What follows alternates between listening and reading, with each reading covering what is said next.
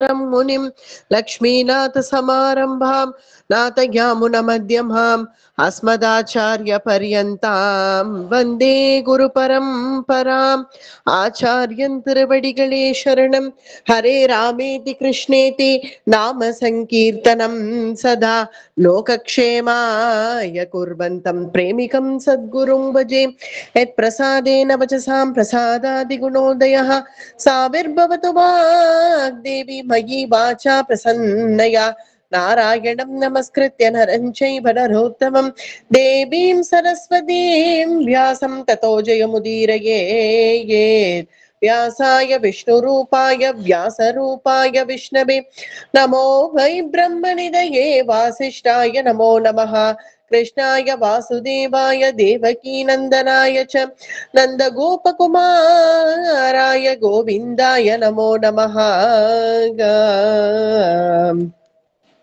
नमोऽस्तु ते व्यास विशाल बुद्धे पुल्लारविन्दाय तपत्रनेत्रे येन त्वया भारत तैलपूर्णः प्रज्वालितो ज्ञानमय प्रदीपः ஸ்ரீமத் பகவத்கீதை அதுல 4 அத்தியாயங்கள் அனுபவிச்சிருக்கோம். 4வது அத்தியாயத்துல பிரம்ம வித்யைய உபதேசம் பண்ண ஆரம்பிச்சான் பகவான். அந்த பிரம்ம வித்யைய கேட்ட உடனே அப்ப கடைசியா பகவான் முடிக்கரிச்சே உத்திஷ்ட பாரதான்னு சொல்லி முடிச்சிருக்கான். இன்னமும் என்ன சிந்தனை அர்ஜுனா, எழுந்துரு. இன்னும் என்ன யோசனை, இன்னும் என்ன சந்தேகம், இனி எழுந்துரு, எழுந்து உன் கடமையை செய்ய ஆரம்பி அப்படின்னு சொல்லி முடிச்சதாக பார்த்தோம். முதல்ல அர்ஜுன விஷாத யோகம் முதல் அத்தியாயத்திலே நான் சன்னியாசத்துக்கே போயிடுறேன், பிக்ஷை எடுத்துட்டு பிக்ஷாச்சரியம்னு பிக்ஷை எடுத்துட்டு போயிடுறேன்னு சொன்ன அர்ஜுனனுக்காக தான் இத்தகைய உபதேசம். அது 2வது அத்தியாயத்துல முதல்ல எடுத்ததுமே நீ எதுக்கு இவ்வளவு இந்த கிளைபியம்ங்கிறது உனக்கு எங்கேருந்து வந்ததுன்னு சொல்லி பார்த்தான், அவனை உத்வேகப்படுத்துறதுக்காக. அது சரியா வராதபடி போய் அவன் இன்னும் முத்தின நிலைக்கு அவன் போன உடனே, கலங்கத்தினுடைய முத்தின நிலை அப்படி போன உடனே அடுத்ததாக சாங்கிய யோகத்தை ஆரம்பிச்சு அதுல கர்ம யோகத்தை சிலது சொல்லி, பிறகு ஸ்தித பிரக்ஞ லட்சணம் மனசை அடக்கிற முறை, இது 2வது அத்தியாயம். மேற்கொண்டு 3வது அத்தியாயம் பூரா கர்மயோகத்தை விஸ்தாரமாக சொல்லி 4வது அத்தியாயத்துல பிரம்ம வித்யை உபதேசம் பண்ணியாச்சு. இப்படி உத்திஷ்ட பாரதன்னு சொன்ன உடனே கொஞ்சம் அர்ஜுனனுக்கு புத்தி வந்திருக்கணுமே அப்படின்னு நினைச்சோம். நமக்கே ஓரளவுக்கு ஒரு தெளிவு வந்துடுது இல்லையா 4 அத்தியாயத்தை பார்த்துட்டு. அதனால அர்ஜுனனுக்கு அத்தகைய தெளிவு வந்திருக்காதா என்ன? இருந்தாலும் பகவான் வாயிலேருந்து என்ன சொல்றது, பகவான் கிருஷ்ணன் வந்தே ஜெகத்குரு, அத்தகைய ஜெகத்குருவான கிருஷ்ணன் கிட்ட இருந்து இன்னும் அதை நல்லா ஸ்ட்ராங்கா திடப்படுத்திக்கணும் அப்படிங்கிறதுக்காக தான். ஏன்னா என்ன இருந்தாலும் இந்த 4 அத்தியாயத்தை கேட்டுட்டும் சில பேர்களுக்கு சந்தேகம் வரத்தான் வரும். அதனால இன்னமும் அதை ஸ்திரப்படுத்தணும் அப்படிங்கிறதுக்காக நமக்கு பாக்கியம் இருக்கு இன்னும் பாக்கி அத்தியாயங்களை அனுபவிக்க.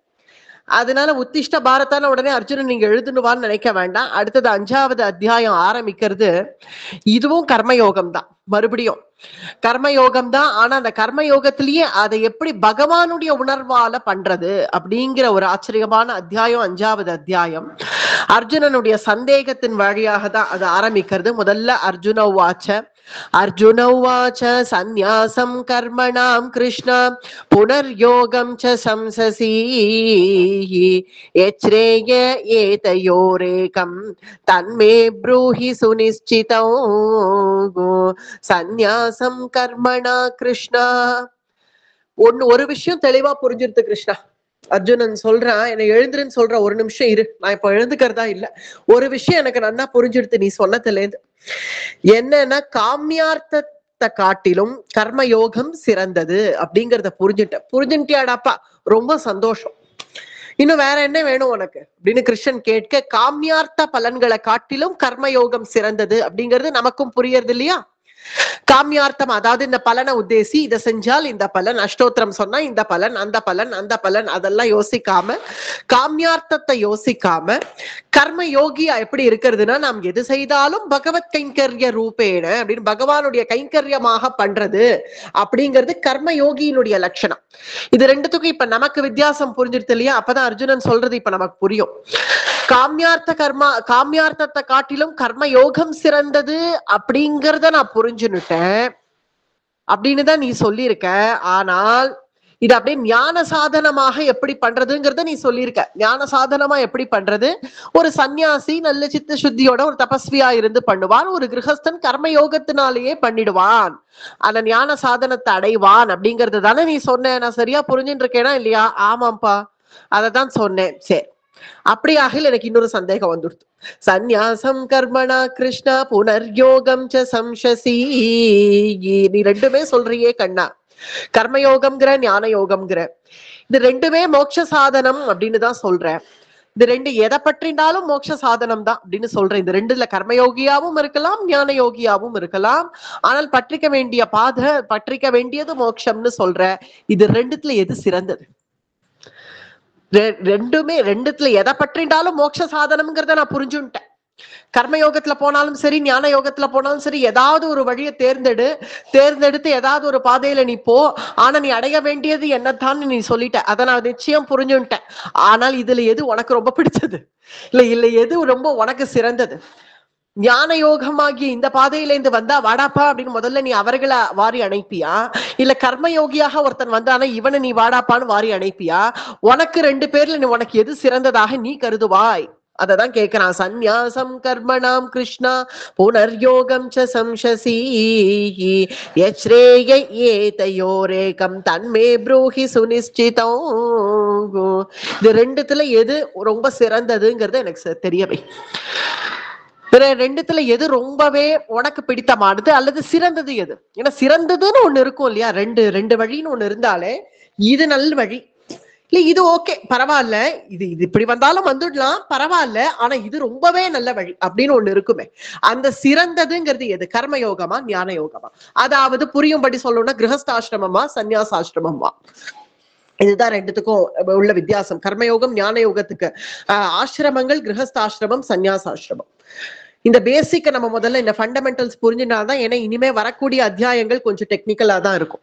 இந்த ஃபண்டமெண்டல்ஸ் நம்ம புரிஞ்சுக்கணும். கிரகஸ்தன் பண்றது எல்லாமே பகவதார்ப்பணமா பண்றது கர்மயோகம். ஞானிகள் தபஸ்விகளாக இருந்து சந்நியாச மார்க்கத்துல போய் அங்க பண்றது ஞான யோகம்னு. கர்மயோகம் ஞான யோகம் இது ரெண்டுமே இதுதான் அடிப்படை. ஆசிரமம் இது கிரகஸ்தாசிரமம், இது சந்நியாசாசிரமம். இது ரெண்டுத்துல எது சிறந்தது, எது ரொம்ப நன்னா இருக்கும் அப்படின்னு இப்ப அர்ஜுனன் கேட்கிறான்.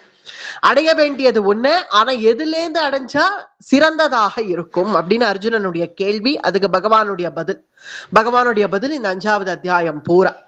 ஸ்ரீ பகவானுவாச்ச சந்நியாசஹ கர்மயோகஸ்ச நிஸ்ரேய சகராவுபௌ தபோஸ்து கர்ம சந்நியாசாத் கர்மயோகோ விசிஷ்யதே. விசிஷ்யதேன்னுட்டான். 2 பாதை திருவல்லிக்கேணிக்கு போறதுப்பா. திருவல்லிக்கேணியில பார்த்தசாரதி தரிசனம்ங்கிறது நம்முடைய லட்சியம். அதுல 2 பாதை போறது. ஒண்ணு அல்ல ஒரே பாதை தான், அல்ல 2 விதமா நம்ம 2 பாதை போறது. அடைய வேண்டியது ஒரே லட்சியம் தான், திருவல்லிக்கேணி பார்த்தசாரதியா. ஆனா 2 பாதை. இந்த பாதையில போனா நன்னா இருக்குமா, அந்த பாதையில போனா நன்னா இருக்குமா அப்படிங்கறது நீ கேக்குற. சந்நியாசமும் உயர்ந்ததுதான், கர்மயோகமும் உயர்ந்ததுதான். இது ரெண்டுத்துல இது வசதி அது தாழ்த்தின்னு என்னால சொல்ல முடியாது. சந்நியாசஹ கர்மயோகஸ்ச நிஸ்ரேய கரவாவுபௌ. ஏற்றத்தாழ்வுங்கிறது எனக்கு இருக்கும்னு நீ நினைக்கிறியா அர்ஜுனா? கர்மயோகத்திலேருந்து நீ வந்தா உன்னை முதல்ல அரவணைப்பேன், அவன் ஞான யோகத்திலேருந்து வந்தா அவனை 2வது அரவணைப்பேன்ங்கிறதும் கிடையாது. இல்லைன்னா அவன் ஞான யோகி, அவன் சன்னியாசியா இருந்து எல்லாம் துறந்து என்னிடத்துல வந்திருக்கான், ஆனால் அவனை முதல்ல அரவணைப்பேன். நீ கிரகஸ்தன் தானே, இல்லறத்திலேருந்து தானே வந்திருக்க, நீ அப்படி அந்தண்ட பக்கம் இல்ல அப்படின்னு நான் சொல்லிடுவேன் நீ நினைக்கிறியான்னு?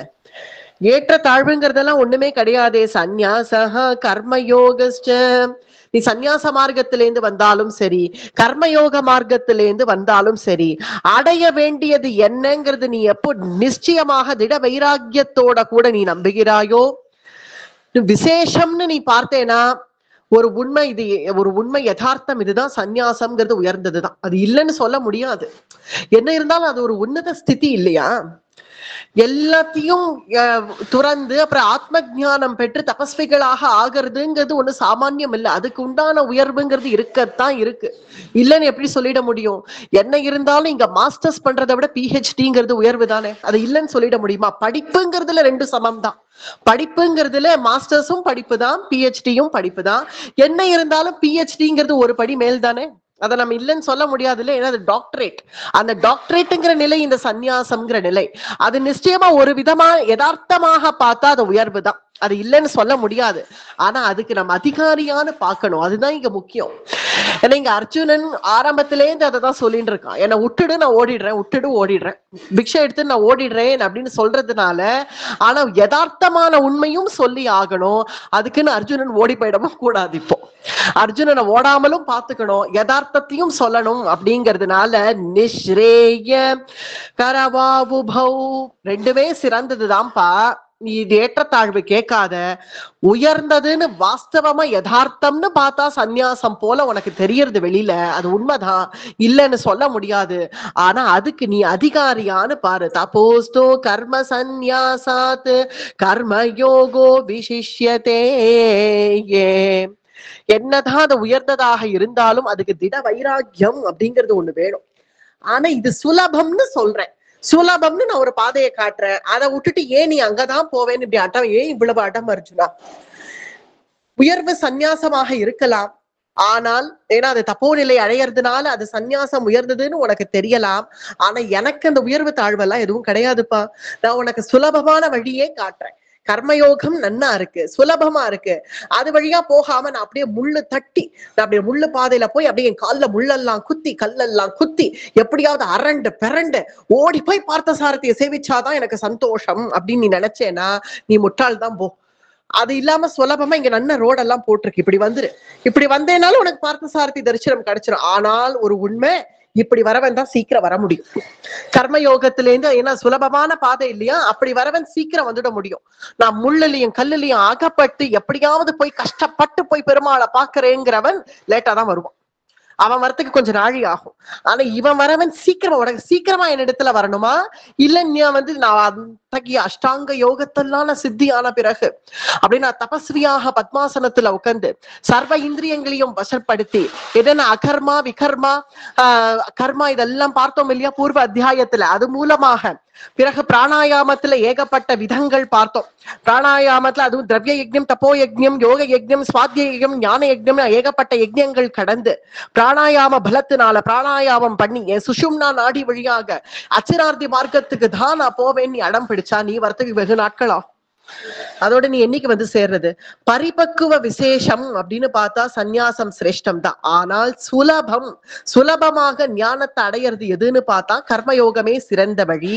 அதனால இங்க நிஸ்ரேய கராவுபௌ அப்படின்னு சொல்றது எது உயர்ந்தது எது தாழ்ந்தது அப்படின்னு எதை நான் சொல்லுவேன்? நீ கேட்டா நான் என்னன்னு பதில் சொல்லுவேன்? நிஸ்ரேய சகராவுபௌ. அதனால இல்லை எந்த சலுகை, இதுல என்ன சலுகை என்னன்னு பார்த்தா கர்மயோகத்துல சந்நியாச மார்க்கத்திலேருந்து வந்தவனுக்கு என்ன பலன் உண்டோ அது கர்மயோகிக்கே உண்டு. அப்படி இருக்கு, இந்த கர்மயோகத்தை தேர்ந்தெடுத்துக்கோ. அனாவசிய அட்டம் பண்ணி அங்க போவேன்னு போய் உட்காராத. கர்ம சந்நியாச கர்மயோகோ விசேஷ்யதே அப்படின்னு 2வது ஸ்லோகமாக இது அமையிறது. அடுத்தது மேல்கொண்டின அர்ஜுனன் இன்னும் குழப்பத்திலேயே தான் இருக்கான் அப்படிங்கிறதுனால மேல்கொண்டின அத்தியாயத்தை தொடங்கணும்னு கிருஷ்ணன் கர்மயோகத்தை பத்தி இவனுக்கு இன்னும் கொஞ்சம் அவன் தலையில பிரேரணை பண்ணால் வழியே இவன் திரும்பி வரமாட்டான் போல இருக்கே, அங்கேயே போறேன்னு அடம் பிடிக்கிறானே, அதனால இவனுக்கு இன்னும் சில விஷயங்களை சொல்ல வேண்டியதுதான் அப்படின்னு மேல்கொண்டு தன் உபதேசத்தை ஆரம்பிக்கிறான்.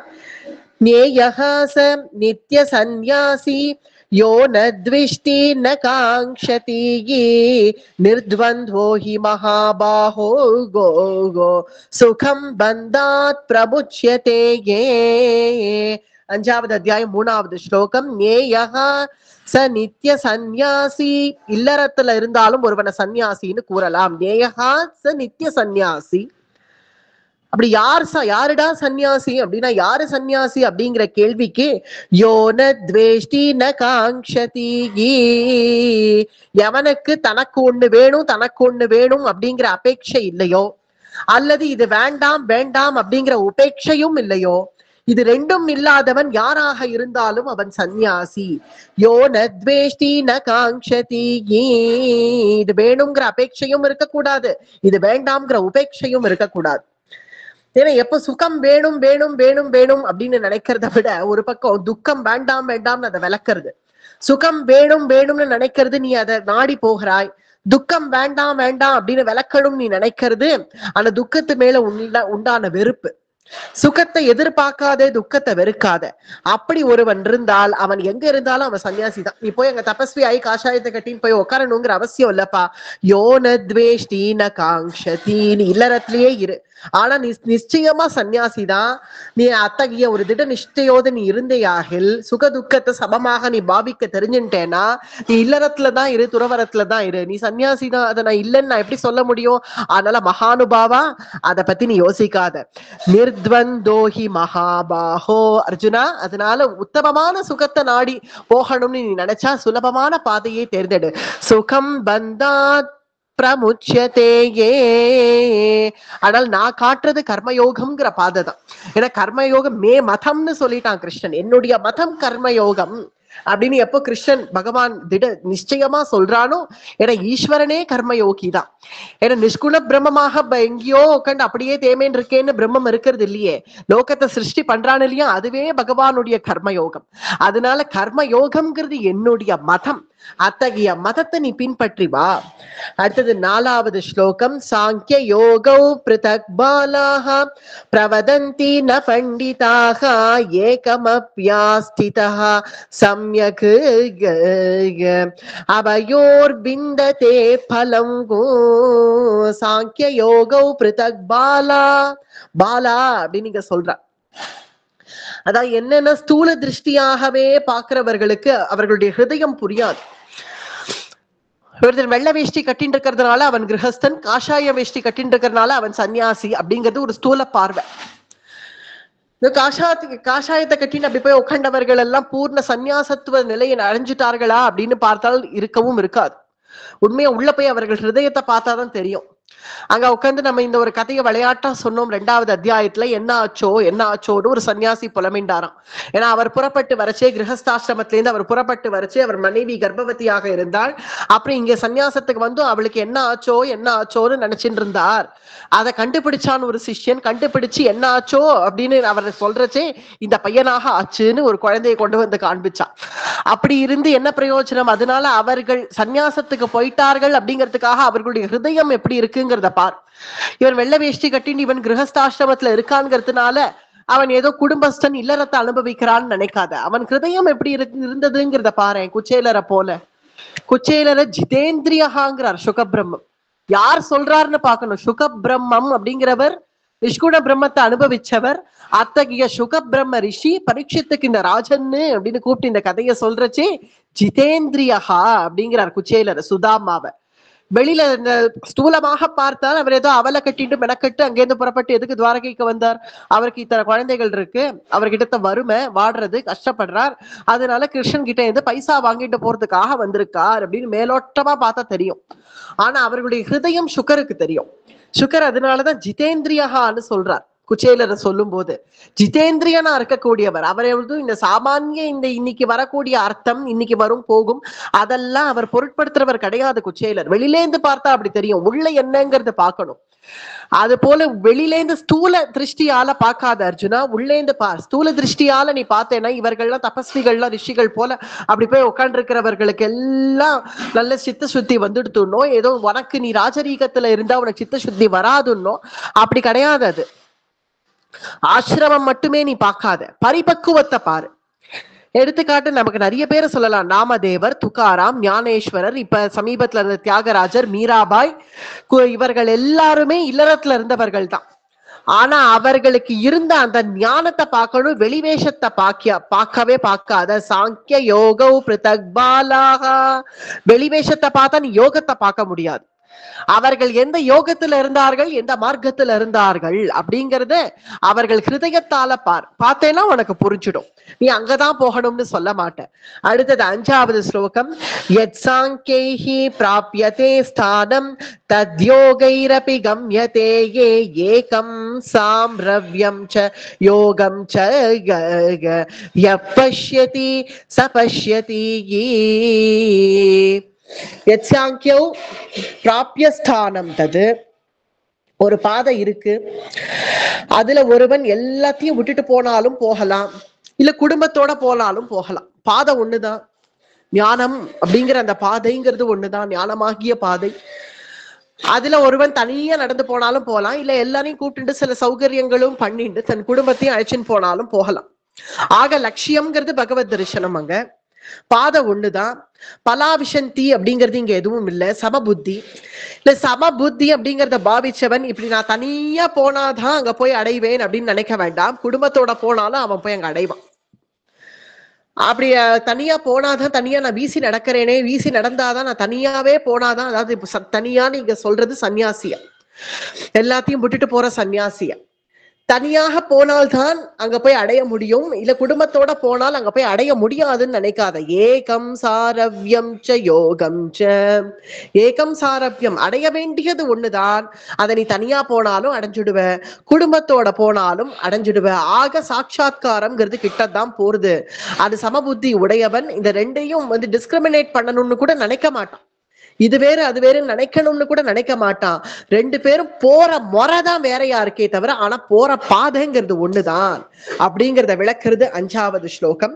அடுத்தது 6வது ஸ்லோகம். சந்நியாசஸ்து மகாபாஹு துக்கமாப்து மயோகதஹ யோகயுக்தோ முனிர் பிரம்ம ந சிரேணாதிகச்சதி. சரி கிருஷ்ணா, ரெண்டுமே எப்படி வேணாலும் போகலாம்னு சொல்றியே, பாதை ஒண்ணுதான். தனியா போனாலும் போலாம், குடும்பத்தோட போனாலும் போலாம், ஆனா பாதை ஒண்ணுதான், எப்படி போனாலும் அடைய போகிறாய் அப்படின்னு சொல்றியே, அதுக்கு நான் தனியாவே போறேனே, ஏன் என்னை எல்லாரோடையும் சேர்ந்துதான் போகணும்னு நிர்பந்திக்கிற? தனியா போனா இன்னும் ஈஸியா போயிடலாம் இல்லையா? எல்லாரையும் கூட கூட்டிட்டு சேர்ந்து போனாதான் ஒருத்தருக்கு நடக்க முடியும், ஒருத்தருக்கு நடக்க முடியாது, எழுந்து வாங்கணும், இல்லைன்னா அவளுக்கு நடக்க முடியலன்னா அவளையும் சேர்த்து தூக்கிட்டு போகணும், இல்லைன்னா நம்ம எல்லாரையும் கையை பிடிச்சு இழுத்துட்டு போகணும். அப்படி சேர்ந்து போறதை காட்டிடும் நான் தனியா போனா நான் பாட்டு வீசி கிடுகிடுகிடுன்னு நடந்து போயிட்டே இருக்க போறேன். ஒரு சமுத்திரத்துல எங்கேயோ போய் அகப்பட்டுட்டோம், அங்க போய் நீந்தணும்னா நம்ம குடும்ப பரிவாரத்தோட சேர்ந்து அவர்கள் எல்லாரையும் அரவணைச்சுன்னு நீந்திட்டு போறது எப்படி? அல்லது நான் தனியா நான் போய் விடுன்னு போய் நீச்சல் அடிக்கிறது எப்படி? அதுக்கு கிருஷ்ணன் சொல்றான், கட கட கடன்னு போனா நீ போய் விழுவடா. ஏன்டா புரிஞ்சுக்க மாட்டேங்கிற? போய் விழுந்துடுவடா. கடகடகடன்னு நான் ஒண்டி போறேன், எனக்கு யாரும் தேவையில்லை, எதுவும் தேவையில்லை, நான் மட்டும் போறேன், வேக வேகமா போறேன்னு குடுகுடுன்னு போய் படையேர்னு போய் விழுந்துருவேன். அதுக்கு நிதானமா போ, நிதானமா உன் குடும்பத்தோட போ, அவர்களுடைய அறிவுரை எல்லாம் கேளு, அவர்களுக்கு சேவை பண்ணு, அவர்களோட சந்தோஷமாயிரு. அப்படி ஆனா பாதை போயிட்டே இரு, அது பாட்டு போயிட்டே இருக்கணும். அது போறது பாட்டுக்கு அந்த காரு போயிட்டே இருக்கணும். நடந்து போறவனை காட்டிலும் கார்ல போகவன் வேகமா போயிடுவான்டா. குடும்பத்தெல்லாம் கட்டிட்டு சௌகரியங்கள் எல்லாமும் பண்ணிட்டு நான் எல்லாரோடையும் சேர்ந்து சௌகரியமா கார்ல போறவன் வேகமா போய் சேர்ந்துடுவான் இல்லையா? அது போலதான் இங்க பகவான் சொல்றது அதுதான். ஏதோ உதாரணங்கள் நமக்கு புரியணுங்கிறதுக்காக சொல்றேன். ஆனா இங்க பகவான் சொல்ல வருது இந்த விஷயம், நீ குடும்பத்தோட போனால்தான் சீக்கிரமாக போவாய். சந்நியாசஸ்து மகாபாஹோ துக்கமாப்து மயோகதஹ, அது துக்கமா கூட சில சமயம் போய் முடிஞ்சிடும். உனக்கு அப்படி சாமர்த்தியம் இருந்தா பரவாயில்ல, சரி தனியா போறேன்னு புறப்பட்டு போயிட்ட, அப்படி புறப்பட்டு போயிட்டே இருக்கிறச்சே உனக்கு அத்தகைய அந்த திட வைராக்கியம் இருந்தா பரவாயில்ல. நடுவுல போனதுக்கு பிறகு ஏன் தனியா வந்தோம், எல்லாரையும் கூட்டுன்னு வந்திருக்கலாமே, தனியா நடந்து வந்துட்டோமே, ஒரு சௌகரியம் ஏதாவது பண்ணின்னு வந்திருக்கலாமே, வண்டியிலேயே புறப்பட்டு வந்திருக்கலாமே, மனைவி மக்களோட சேர்ந்து வந்திருக்கலாமே அப்படின்னு போற வழியில உனக்கு தோணித்துனா அது பெரிய அபச்சாரமா போயிடும். ஒரு என்ன மந்த வைராக்கியம் இருந்தா கூட சன்னியாசத்துக்கு போன்னு எந்த மகான்களும் சொல்ல மாட்டான். திட வைராக்கியம் இருந்தா சன்னியாசம்ங்கிறது தானே கிட்டும் அப்படின்னு தான் மகான்கள் சொல்லுவா. சன்னியாசம்ங்கிறது தானே வரணும் அப்படின்னு சொல்லுவாளே தவிர இந்த வைராக்கியம் இருந்தா கூட புறப்பட்டு கிளம்பிடுன்னு யாருமே சொல்ல மாட்டா. அதுவும் அர்ஜுனா, நீ என்னிடத்துல வந்தா நான் சன்னியாசம் கொடுக்கவே மாட்டேன். கிருஷ்ணன் ஒருத்தனுக்கு சன்னியாசம் கொடுத்தான்னு எங்கேயுமே இல்லை. அத்தகைய சிறந்த கர்மயோகி கிருஷ்ணன் தன்னையே காண்பிச்சுக்கிறான். ஜனகாதயா அப்படின்னு முதல்ல சொன்னான் 2வது அத்தியாயத்துல 3வது அத்தியாயத்துல. அதுக்கு பிறகு எதுக்கு எங்கேயோ ஜனகனை போய் சொல்லணும், எதாச்சரதி சிரேஷ்டா அப்படின்னு என்னையே பாருன்னுட்டான். என்னையே பாரு, வத்தையே வச்ச கர்மணி, நான் எப்படி கர்மயோகத்துல இருக்கேன் அப்படின்னு கிருஷ்ணனாகிய கர்மயோகி என்ன பார் அப்படின்னு சொல்லக்கூடிய கிருஷ்ணனா ஒருத்தனுக்கு சன்னியாசத்தை கொடுத்துருவான். கிருஷ்ணன் கையால சன்னியாசம் வரவே வராது. கிருஷ்ணன் கிட்டக்க போய் நான் சன்னியாசம்னு போய் நின்னா கிடையவே கிடையாது. அவன் புன்முறுவலாலேயே நம்மள மயக்கிடுவான். அப்படி இருக்க எங்கேருந்து போறது? கிளம்பி கிளம்பி இங்கே அஷ்டாங்க யோகம் பண்றேன்னு எங்கேருந்து போய் உட்காந்துக்கிறது? சந்நியாசஸ்து மகாபாஹோ துக்கமாப்து மயோகதஹா யோகயுக்தோ முனிர் பிரம்மா நிச்சிரேனாதி கச்சதி நிச்சிரேனாதி கச்சதி. நீ போக வேண்டிய சுலபமான பாதையை நீ தேர்ந்தெடுத்துக்கோ. ரெண்டுமே மோட்ச சாதனமானதுதான். அதுல சுலபமான வழியை நான் காட்டுறச்சே இந்த விட்டு தொலைக்கணும் விட்டு தொலைக்கணும் விட்டு தொலைக்கணுங்கிற எண்ணத்தை முதல்ல விடு அர்ஜுனா. இது என்ன எண்ணம்? இது எப்ப பாரு விட்டு தொலைக்கணும் விட்டு தொலைக்கணும் விட்டு தொலைக்கணும், போயிடுறேன் என்ன எண்ணம் இது? இரு, முதல்ல விடணுங்கிற அந்த வெறுப்பை, நீ உன்னிடத்துல வெறுப்பு இருக்கு அர்ஜுனா, வெறுப்புனால நீ ஓடிடணுங்கிற அந்த வெறுப்புனால ஓடுறதுங்கிறது பெரிய ஆபத்து. எல்லாத்தையும் விட்டு தொலைச்சிட்டா போறோம் அப்படின்னு சொல்றவர்களுக்கு அங்க வெறுப்புங்கிறது ஊறி இருக்கு. அந்த வெறுப்புங்கிறத ஊறி இருக்கிறதுனால சந்நியாசம்னு போனவன் அந்த கொஞ்ச நாட்கள் அந்த வெறுப்புங்கிறது அடங்கிடும். போய் அது எல்லாத்துக்குமே ஒரு டைம் பவுண்டு தானே காரணம். ஆற போடணும்னு நம்ம பெரியவர்கள் எல்லாம் சொல்லுவா இல்லையா? ஆற போட அந்த வெறுப்பே மறுபடியும் லௌகிக ஆசைகளை கொடுக்க ஆரம்பிச்சிடும். வெறுப்புனால நீ போய் அங்க சந்நியாசத்துல உட்கார்றேன்னு சொன்னேன்னா அந்த வெறுப்பு கொஞ்ச நாட்கள் உட்காந்து நீ யோகாபியாசம் பண்ணுவே, தபசு பண்ணுவே. கொஞ்ச நாட்கள் அந்த வெறுப்புங்கிறது ஆறிடும், அணைஞ்சிடும். அது அணைஞ்ச பிறகு திரும்ப கிரகஸ்தாசிரமமா? எவ்வளவு பெரிய அபச்சாரம்! என்ன யோசிக்கிற அர்ஜுனா நீ? பெரிய ஆபத்தாக போய் முடியும். சந்நியாசத்துக்கு அப்படிங்கிறது ஆத்மானுசந்தானம் தவிர வேற ஒரு சாதனம்ங்கிறது அங்க இல்லப்பா. ஆத்மானுசந்தானம் இருந்தால்தான் அந்த சந்நியாசத்துக்கான சாதனம். ஆனா ஒரு கிரகஸ்தனுக்கு கர்மயோகம்ங்கிறதே அங்க சாதனமாக அமையிறது. கர்மயோகம்ங்கிறதே அவனுக்கு சித்த சுத்தியை கொடுக்கறது. ஆனால் ஒரு சன்னியாசிக்கோ சித்த சுத்திங்கிறது ஏற்பட்டுதான் அவன் ஆத்மானுசந்தானத்தோட கூட சன்னியாசத்துக்கே போறான். அங்க சித்த சுத்திங்கிறது அவனுக்கு திடமா இருக்கணும் ஒரு சன்னியாசிக்கு. ஆனால் கர்மயோகிக்கு கர்மயோகம் பண்ண பண்ண பண்ண பண்ண பண்ண சித்த சுத்திங்கிறது தன்னால வந்துடும். தியானமே அவனுக்கு சித்த சுத்தி வர வேண்டி இருக்கிறதுனால வந்துடும். அந்த கர்மயோகத்துல அங்க அது ரொம்ப சுலபமா இருக்கிறதுனால தியாகிகளுக்கு அவர்களே ஜவாப்தாரி. அதாவது சன்னியாசிகளுக்கு அவர்களே ஜவாப்தாரி. ஆனால் கர்மயோகிக்கு பகவான் ஜவாப்தாரி. உனக்கு இப்ப எது வேணும்? ஏன்னா சன்னியாசிகள் நீ அங்க போய் உட்காந்துட்டேன்னா அவர்களுக்கு அவர்களே தான் ஜவாப்தாரி, அவர்கள் பண்றதுக்கு அவர்களே தான் காரணம். ஆனா கர்மயோகிக்கு பகவான் பொறுப்பு எடுத்துப்பான். தியாகிகளுக்கு அவர்களே ஜவாப்தாரி, கர்மயோகிகளுக்கு பகவானே ஜவாப்தாரிங்கிறச்சு நமக்கு எது வேணும்? கர்மயோகம் தானே வேணும். நமக்கு பகவான் ஜவாப்தாரியா இருக்கிறச்சே நம்ம எதுக்கு எங்கேயோ போய் உட்காந்து அடம் பண்ணுவானே. அடுத்தது 7வது ஸ்லோகம். யோக யுக்தோ விஷுத்தாத்மா விஜதாத்மா ஜிதேந்திரியஹ சர்வபூத பது சர்வபூதாத்ம பூதாத்மா குர்வன்னபி ந லிப்யதே யே சர்வபூதானாம் ஜிதேந்திரியஹ. இதெல்லாம் கர்மயோகத்துக்கு எது சாதனமாக இருக்கு அப்படிங்கிறத சொல்றார். அதையும் பகவானே சொல்றார். கர்மயோகத்துக்கு எதெல்லாம் நமக்கு சாதனமாக இருக்குன்னு. யோக யுக்தோ விஷுத்தாத்மா சுத்தாத்மா. நல்ல நம்ம ஹிருதயம் நல்ல சுத்தமாக இருந்தால் போரும். சாதனம் அப்படிங்கிறது கர்மயோகத்துல நம்ம ஹிருதயம் சுத்தமா இருக்கு. ஹிருதயம் சுத்தமா இருக்கிறதுக்கு என்ன லட்சணங்கள் அப்படின்னு சொல்லணும்னு பார்த்தா, நான் என்னுடைய ஹிருதயம் சுத்தமா இருக்கு சார் அப்படின்னு ஒருத்தன் சொன்னதுனால அவன் ஹிருதயம் சுத்தமா இருக்குன்னு ஆயிடாது. ஹிருதயம் சுத்தமா இருக்கு அப்படிங்கிறதுக்கு என்ன காரணம்? இது பூர்வ பிரவச்சனத்திலேயே சொன்னோம். கிருஷ்ண தியானம் நம்ம நினைக்கணும் அப்படின்னு நினைக்கிறச்சே அந்த கிருஷ்ணன் நம்ம ஹிருதயத்துல இருக்கிறது தான். எப்ப கிருஷ்ண தியானம் நம்மளை விட்டு போயிடுத்தோ அப்பவே நம்முடைய சித்த சுத்திங்கிறது போயிடுதுன்னு அர்த்தம். அப்படி இருக்க அவனுடைய லட்சணங்கள் என்ன? அந்த கர்ம யோகத்துல இருக்கக்கூடிய அந்த லட்சணங்கள் என்ன அப்படிங்கிறது விஜிதாத்மா, தன்னை கட்டுப்படுத்துறது. விஜிதாத்மா ஜிதேந்திரியஹா. இந்திரியன்கள் அதாவது புலன்களை அடக்கிறது. சர்வபூதாத்ம பூதாத்மா சமபுத்தியோட பாக்குறது. சமத்துவம் சமபுத்தி அப்படிங்கிறது பகவத்கீதையில நமக்கு ஆழ்ந்து வந்திருக்கு. இப்ப ஏதோ ஒரு 4 பேர் நாங்க சமூக புரட்சி பண்றோமாக்கும் போராளியாக்கும் நினைச்சுண்டு சமத்துவம் சமபுத்தின்னு போட்டுக்கிறதுனால அது சமபுத்தின்னு ஆயிடாது. இங்க பகவான் அடிச்சு சொல்றான் இல்லையா பகவத்கீதையில, சர்வபூதாத்ம பூதானாம், எல்லாத்தையும் சமமாக பாக்குறது. ஒரு நாயானாலும் கழுதையானாலும் சமமா பாக்குறது. நமக்கு ராமாயணத்துல வந்து ராமபிரான் வாசல்ல ஒரு நாய் நரி வந்து நின்னா கூட சி நாய அப்படிங்க மாட்டாராம், ராஜா அப்படிம்பாராம் அந்த நாய கூட. இவர் யார் ராஜா?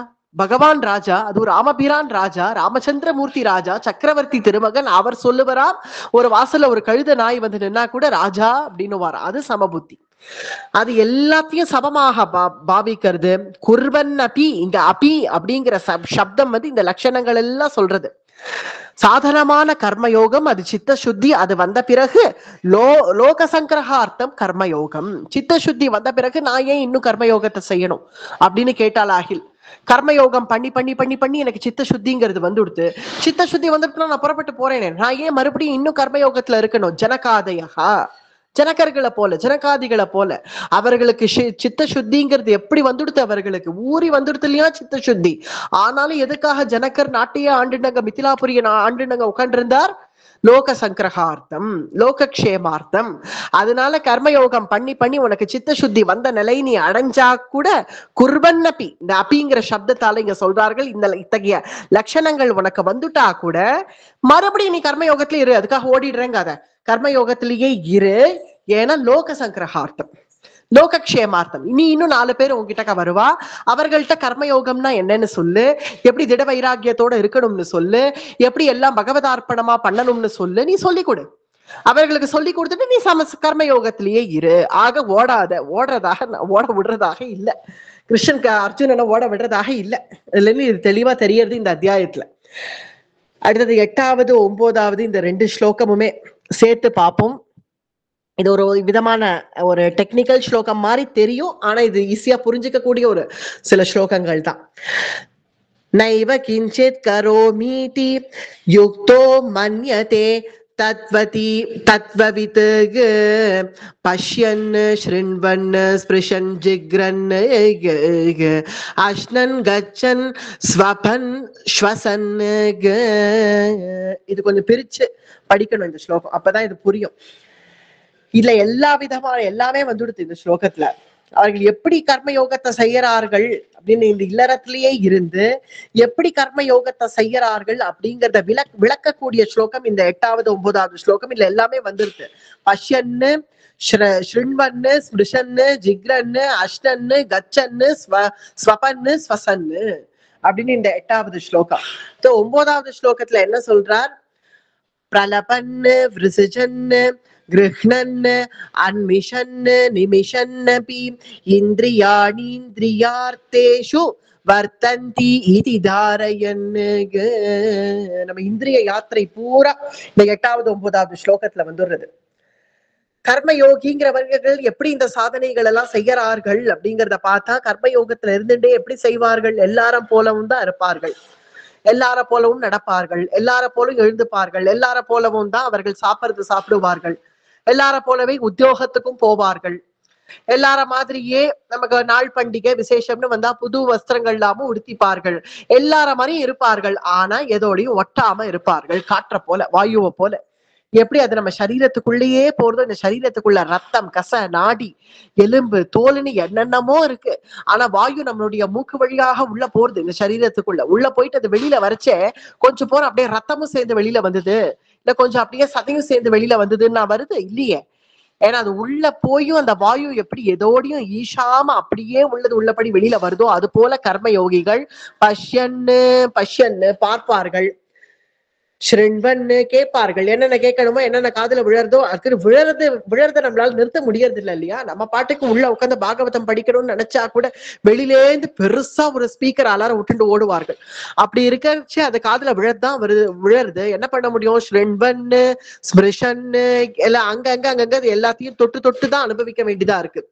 தளிகைன்னு எடுத்துட்டா கூட அதை தொட்டுதானே தளிகை பண்ண வேண்டியதா இருக்கு. அதனால ஸ்பர்ஷம்ங்கிறது இருக்கு இல்லையா. ஸ்பிருஷன்னு, ஜிக்ரன்னு நுகர்த்தல், அஷ்ணன்னு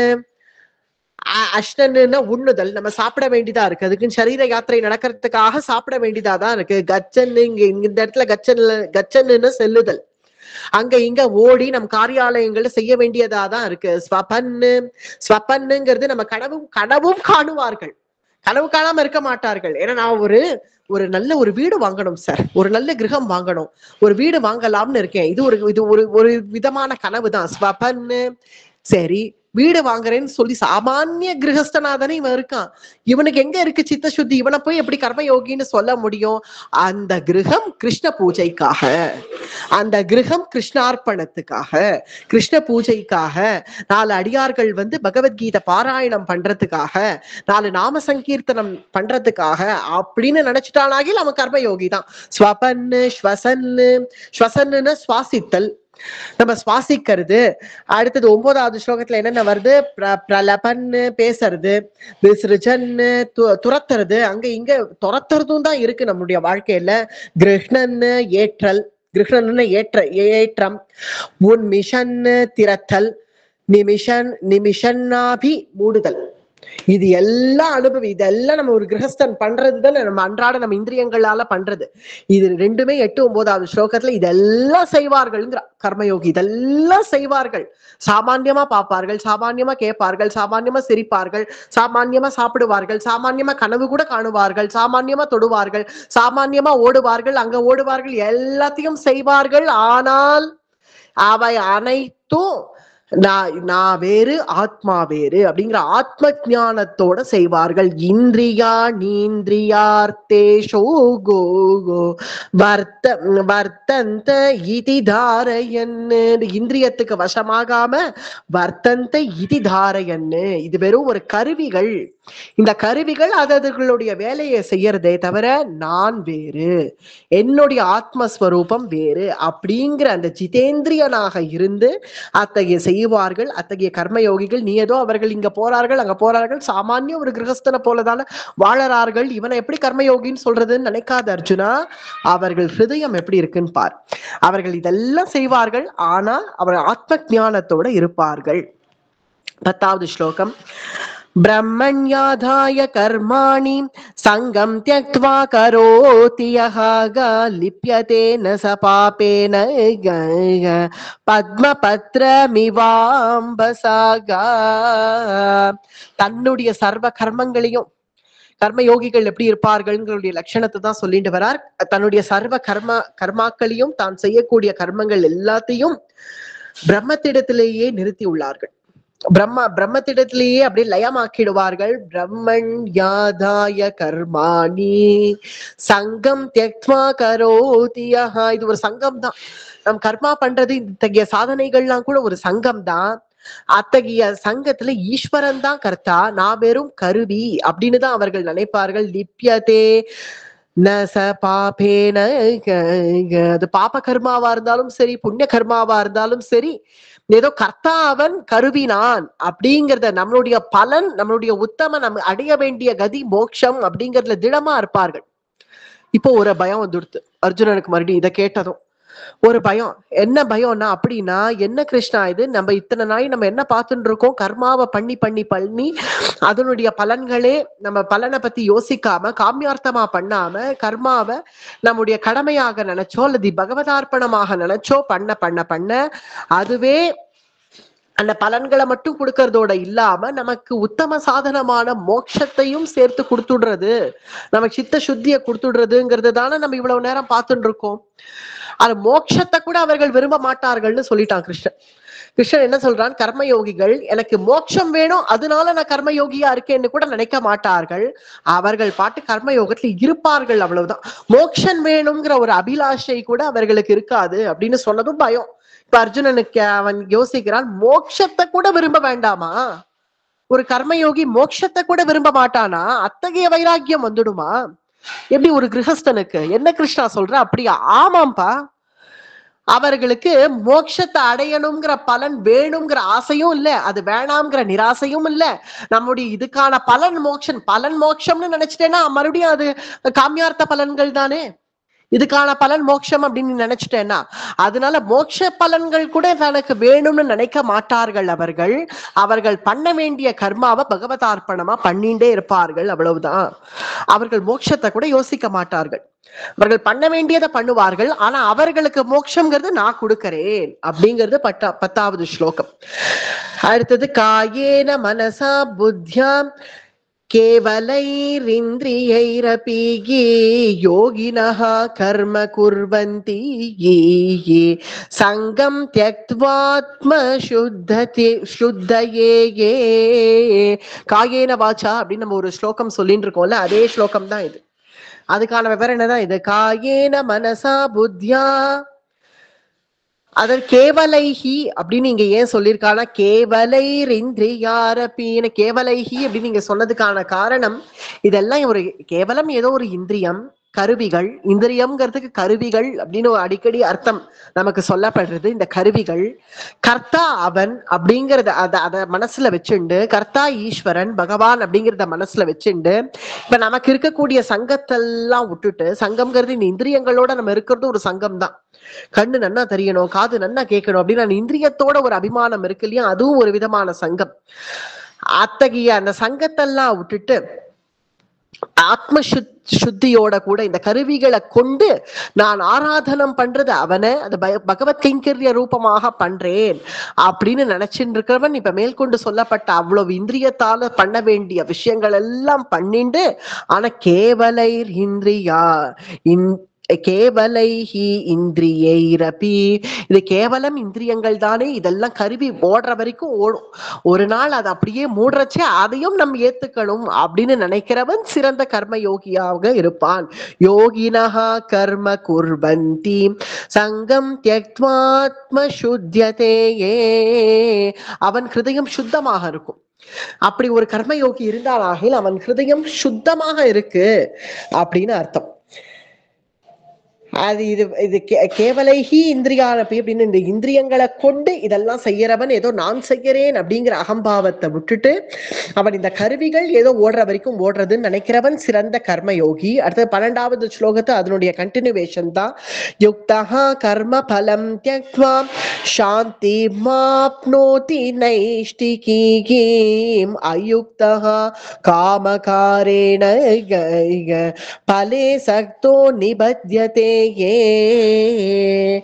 பலனெல்லாம் விட்டுட்டு தன் கடமையை செஞ்சுட்டே வந்துட்டு இருக்கிறவன் அயுக்தகா. அயுக்தகான பலனை விரும்புறவன், பலனை விரும்பி விரும்பி விரும்பி செய்யக்கூடியவனுக்கு அப்புறம் அதுலயே அல்பசாந்தி கூட ஏற்படாது. ஆனா பலனை உத்தேசிக்காம ஒருவன் தன் கடமையை செய்யறவனுக்கு உன்னதமான சாந்திங்கிறது கிடைக்கும். அந்த கர்ம பலனை பூரா தியாகம் பண்ணிடுவான், பலனெல்லாம் அவன் யோசிக்க மாட்டான். யுக்தஹா கர்ம பலம் த்யக்த்வா சாந்தி மாப்னோதி நைஷ்டிகீம். சாந்தி மாப்னோதி, அவன் அடையிற ஒரு சாந்திய அயுக்தஹா பலனை விரும்பி செய்யறவன் அடைய முடியாது. ஏன்னா பலனை விரும்பி செய்யறவன் நான் இவ்வளவு செஞ்சேனே எனக்கு ஆனா இவ்வளவுதான் கிடைச்சுதா, நான் இவ்வளவு நேரம் அகண்ட நாமா பஜனை பண்ணினதுக்கு அப்புறம் ஒரு 1000 ரூபாய் சம்பாவனை கொடுத்தா, அகண்ட நாமா பண்ணிருக்கேன் 1000 ரூபாய் கொடுத்தா பார் அப்படின்னு நினைச்சான். ஏன்னா அவன் பலனை உத்தேசிச்சு போய் உட்கார்ந்தா நம்ம பண்ண நாம சங்கீர்த்தனம் கூட வியக்தம்னு ஆயிடுறது இல்லையா. அப்படி போய் உட்காந்து அவ என்ன சம்பாவனை கொடுப்பான்னு யோசிச்சுட்டு போய் அங்க உட்காண்டோம்னா அப்புறம் பலனை யோசிச்சுட்டு போய் உட்காந்தவன் நம்ம எவ்வளவு வந்தாலும் போராதே, நமக்கு தான் 10,000 கொடுத்தா கூட அகண்டனாமா பத்திரிக்கேன் 10,000 தான் கொடுத்தா பத்தியான்னு தோணும். இல்ல 20,000 கொடுத்தா கூட 24 மணி நேரம் பண்ணேனே அகண்டராமா 20,000 தானே கொடுத்தான்னு தோணும். ஏன்னா பலன்கள்ங்கிறதுக்கு அதுக்கு எல்லையே இல்லை, அதுக்கு ஒரு திருப்தி இல்லை. திருப்தி இல்லாததுனால அதை யோசிச்சு யோசிச்சு செஞ்சவன் அல்பசாந்தியை கூட அடைய மாட்டான். அயுக்தாக காம காரேண, அவனுக்கு ஏற்படக்கூடிய அந்த காமம் அவனுக்கு அல்ப சந்தோஷத்தை கூட கொடுக்காது. ஆனா கர்ம பலத்தை எவன் ஒருத்தன் தியாகம் பண்ண கத்துட்டானோ அவனுக்கு உன்னதமான சாந்தி அப்படிங்கிறது கிட்டும் அப்படின்னு நீங்க சொல்லப்படுறது. யுக்தஹா கர்ம பலம் யுக்த்வா சாந்தி மாப்னோதி நைஷ்டிகீம் அயுக்தஹா காமகாரேண பலே சக்தோ நிபத்யதே ஏ. அடுத்தது 13வது ஸ்லோகம் போகணும். வாய்ஸ் ரொம்ப லோவா இருக்குன்னு மெசேஜ் பண்ணிருக்கேன், அப்படியா? அப்படிதான் எல்லாருக்கும் இருக்கா இல்ல சரியா கேக்குறதா? நல்லா கேக்குறதுங்கம்மா, நல்லா கேக்குறது. 13வது சர்வ கர்மாணி மனசா சந்நியஸ்யாஸ்தே சுகம் வசீகி நவத்வாரே புரே தேஹி நைவ குர்வன்ன காரயன். இது உபனிஷத். இந்த ஸ்லோகம் உபனிஷத்து தான். அப்படியே நமக்கு பகவத்கீதையில அதனாலதான் இதி ஸ்ரீமத் பகவத்கீதாசு உபனிஷத்சு அப்படின்னு நம்ம சொல்றோம். ஒவ்வொரு தடவையும் உபனிஷத்சு அப்படின்னு சொல்றோம். பிரம்ம வித்யை இல்லையா இது உபனிஷத்து. அத்தகைய உபனிஷத்துல வந்த விஷயம் அப்படியே இங்க பகவத்கீதையில இந்த 13வது ஸ்லோகம் 5வது அத்தியாயத்துல வருது. நவத்வாரம் பத்தினதான விஷயம். இந்த உபனிஷத்தினுடைய வியாக்கியானம் புரஞ்சனோபாக்கியானம் அப்படின்னு நமக்கு சொல்லப்படுறது. புரஞ்சனோபாக்கியானம் தான் இதனுடைய வியாக்கியானம். அதுல என்ன சொல்ல வருது? நவத்வாரே புரே தேஹி 9. இது நம்ம ஏற்கனவே விதுர நீதியில கூட நம்ம இதை அனுபவிச்சிருக்கோம். அதனால இது விஸ்தாரமா சொல்லாம கொஞ்சம் சுலபமாவே சொல்லி இதை முடிச்சிடுறேன். 9 துவாரம் உடைய இந்த சரீரம், 9 வாசல் அப்படிங்கிறது இந்த சரீரத்துக்கு இருக்கு. 9 விதமான ஓட்டைகள் நவத்வாரம் அப்படிங்கிறது. 2 கண்ணு, 2 மூக்கு, 2 காது. ஆராய்ச்சா. அடுத்தது வாய் 1, 7, 8, 9 மேல இருக்கக்கூடிய கீழ் பாகங்கள், கீழே இருக்கக்கூடிய அந்த 2 துவாரம். ஆக 9 துவாரங்கள் பொருந்தின இந்த சரீரம். இந்த சரீரம் அப்படிங்கறதே நமக்கு இந்த வாடகை வீடு அப்படிங்கறத நம்ம அடிக்கடி ஞாபகம் வச்சுக்கணும். இதுக்கு முதலாளிங்கிறது வேற ஒருவன் நமக்கு இந்த சரீரத்தை கொடுத்து தாற்காலிகமாக இந்த ஒரு வாடகை வீட்டை நமக்கு கொடுத்துருக்கான். வெறுமை நீ தங்கிக்கிறதுக்காக கொடுத்துருக்கான். அதுல நன்னா இந்த ஜன்னல் எல்லாம் வச்சு இந்த 9 துவாரமாக வச்சு நமக்கு கொடுத்துருக்கான். ஏன்னா காது ஓட்டை இருந்தாதான் கேட்கும், வாய் ஓட்டை இருந்தாதான் சாப்பிட முடியும். அப்படி அழகான ஒரு அமைப்பு, ஒரு சரீரம்ங்கிற ஒரு அமைப்பு. இது ஒரு வாடகை வீடு, இதை கொடுத்துருக்கான். இதுல இருந்து நம்ம எல்லாம் இதுக்கு முதலாளிங்கிறது வேற அப்படிங்கிறது நிச்சயமாக நாம் தெரிஞ்சுக்க வேண்டியது ஒண்ணு. இந்த சரீரம்ங்கிறது நமக்கே சொந்தம் இல்லை. ஏன்னா முதல்ல அது அப்பாவுக்கு சொந்தம். அப்பாவிடத்திலேருந்து அதுக்கு பிறகு 10 மாசம் சுமக்கிற தம் தாயாருக்கு சொந்தம். அதுக்கு பிறந்த பிறகு அதை நம்ம யாரை தூக்கி வளர்க்கிறாளோ வளர்க்கிறவர்களுக்கு சொந்தம். அதுக்கப்புறம் கொஞ்சம் பள்ளிக்கூடம்னு போயாச்சுன்னா அப்புறம் அந்த வாத்தியார் சொல்படி நாம் கேட்கணும், அதனால அந்த ஆசிரியர்களுக்கு சொந்தம். அதுக்கப்புறம் நல்லா படிச்செல்லாம் முடிச்சாயிடுத்து அடுத்து உத்தியோகம்னு போயாச்சுன்னா அந்த முதலாளிக்கு நாம் சொந்தம். நமக்கு ஒரு லீவு வேணும்னா கூட அவனிடத்துல தானே போய் அண்டி கிடக்க வேண்டியதா இருக்கு. நம்ம ஒப்படைச்சிருக்கோமே அந்த முதலாளிக்கு, அது நமக்கு தெரியறதே இல்லை. அதனால நம்ம இப்ப அவனுக்கு அடிமைன்னு நம்ம ஆய உட்காந்துருக்கோம். அடுத்து முதலாளிக்கு சொந்தம். அடுத்தது கல்யாணம் ஆச்சு, குடும்பத்துக்கு சொந்தம். ஒரு மனைவி கணவனுக்கு சொந்தம், கணவன் மனைவிக்கு சொந்தம், 2 பேருமே தன் மக்களுக்கு சொந்தம். அடுத்தது தன் குழந்தைகள் சொல்படி நாம் கேட்க வேணும் அப்படிங்கிறது ஆயிடுறது. அதனால அந்த குழந்தைகள் சொல்படி நாம் கேட்டு குழந்தைகளுக்கு சொந்தமாக ஆயிடுறோம். இப்படியே 70-80 வயசு வரைக்கும் ஆயிடுறதா? சரி, அதுல இருந்து கொஞ்சம் விடுபடுவோம், கிஞ்சித் ஞானம் வருமா, விடுபடுவோம் அப்படின்னு நினைக்கிறச்சே நம்மளுடைய இந்த வாடகை வீட்டை காலி பண்ணுன்னு யமன் வந்து சொல்லிடுறான். உனக்கு கொடுத்த முடிஞ்சு போச்சு, உனக்கு கொடுத்த அவகாசம் முடிஞ்சு போச்சு. நீ இவாளுக்கு அடிமையா அவளுக்கு அடிமையா அப்படியே இருந்துட்ட. நீ முடிஞ்சாச்சு. நான் உனக்கு கொடுத்த அவகாசம் முடிஞ்செடுத்து, நம்மளுடைய கான்ட்ராக்ட் முடிஞ்செடுத்து, அக்ரிமெண்ட் முடிஞ்செடுத்து, இனி டெர்மினேட் பண்ண வேண்டியதுதான், கிளம்புங்கிறான். இந்த வாடகை வீட்டுல இருந்து கிளம்புன்னு யமன். அடுத்தது யமனுக்கு சொந்தம். யமன் கையில எடுத்துடுறான் நம்மளுடைய இதை. பிறகு இந்த சரீரங்கிறது என்ன ஆறுது இந்த சரீரம் அப்படிங்கிறதுனா, அதை தூக்கி இப்படி நதியில போடுறதும் உண்டு. இப்படி நதியில தூக்கி போயிட்டா அது அங்க இருக்கக்கூடிய மீன்களுக்கு சொந்தம். இல்ல அப்படியே புதைச்சிடுவோம் அப்படின்னா மக்கி போயிடும், அது புழுக்களுக்கு சொந்தம். அல்லது நம் தகனம் பண்ணிடுவோம்னா அக்னிக்கு சொந்தம். ஆக மொத்தம் இந்த சரீரம் உனக்கு சொந்தம் இல்லை, அவ்வளவுதான். நவத்வாரம் பொருந்தின இந்த சரீரம் உனக்கா சொந்தம்? இத நீ கொஞ்சமாவது புரிஞ்சுட்டேனா நீ இந்த சரீர அபிமானம்ங்கிறது அறவே போயிடும். நவத்வாரே புரே தேஹி நைவ குர்வன்ன காரையன்.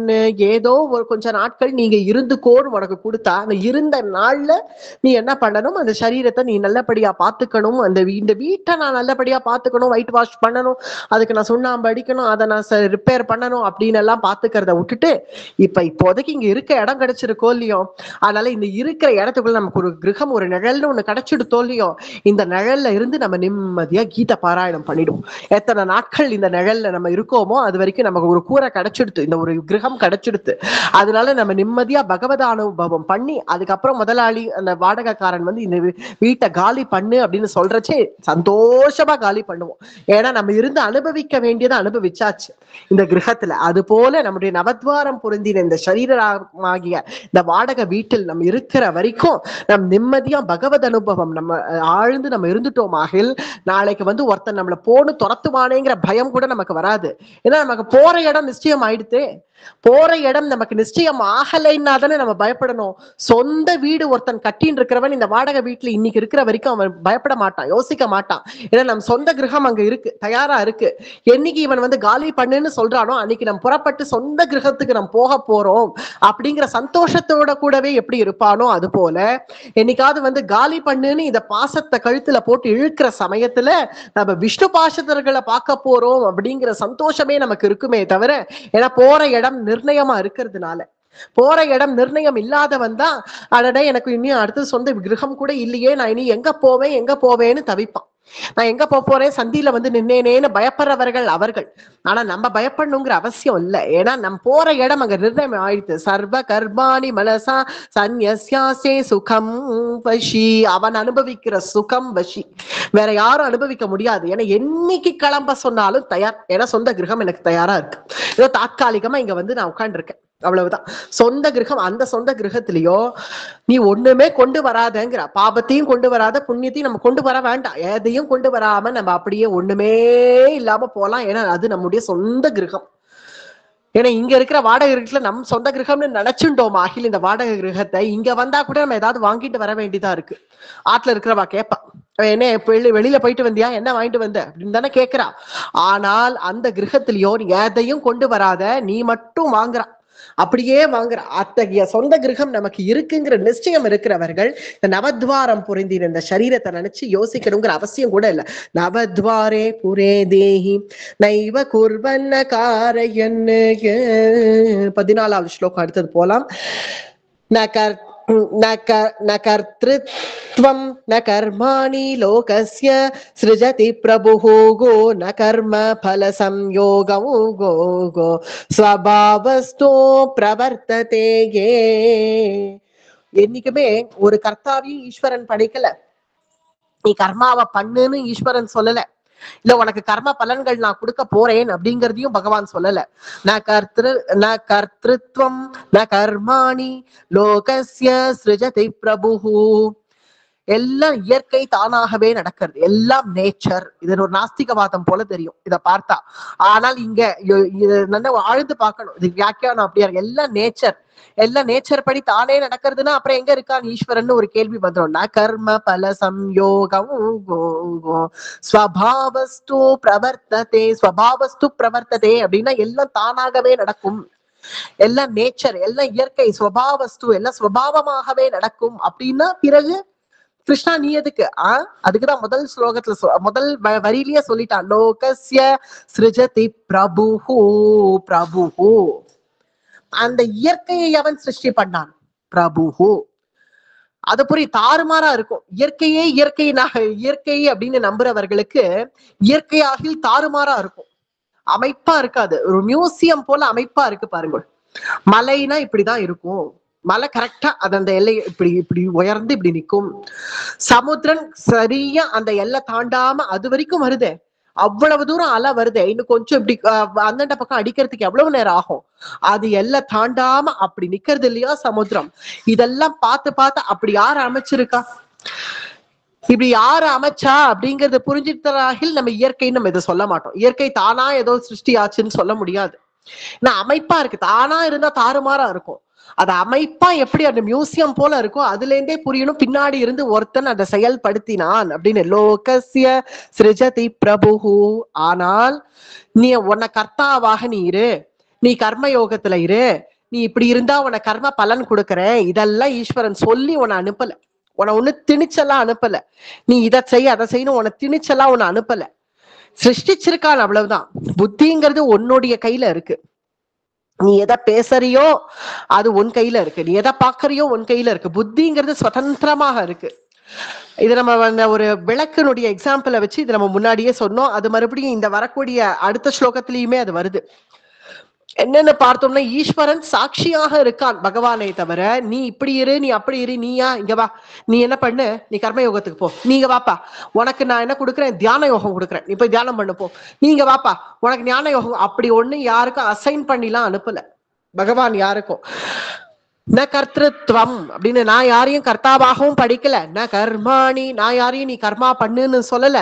லோகஸ்ய ஸ்ரஜிதி பிரபுஹு ஆனால் சாட்சி மாத்திரமா மட்டும் நான் இருக்கேன். ந கர்ம பல சம்யோகம் இந்த கர்மா நீ பண்ணா அதுக்கு இந்த பலன் அப்படிங்கறதையும் நான் சொல்லல.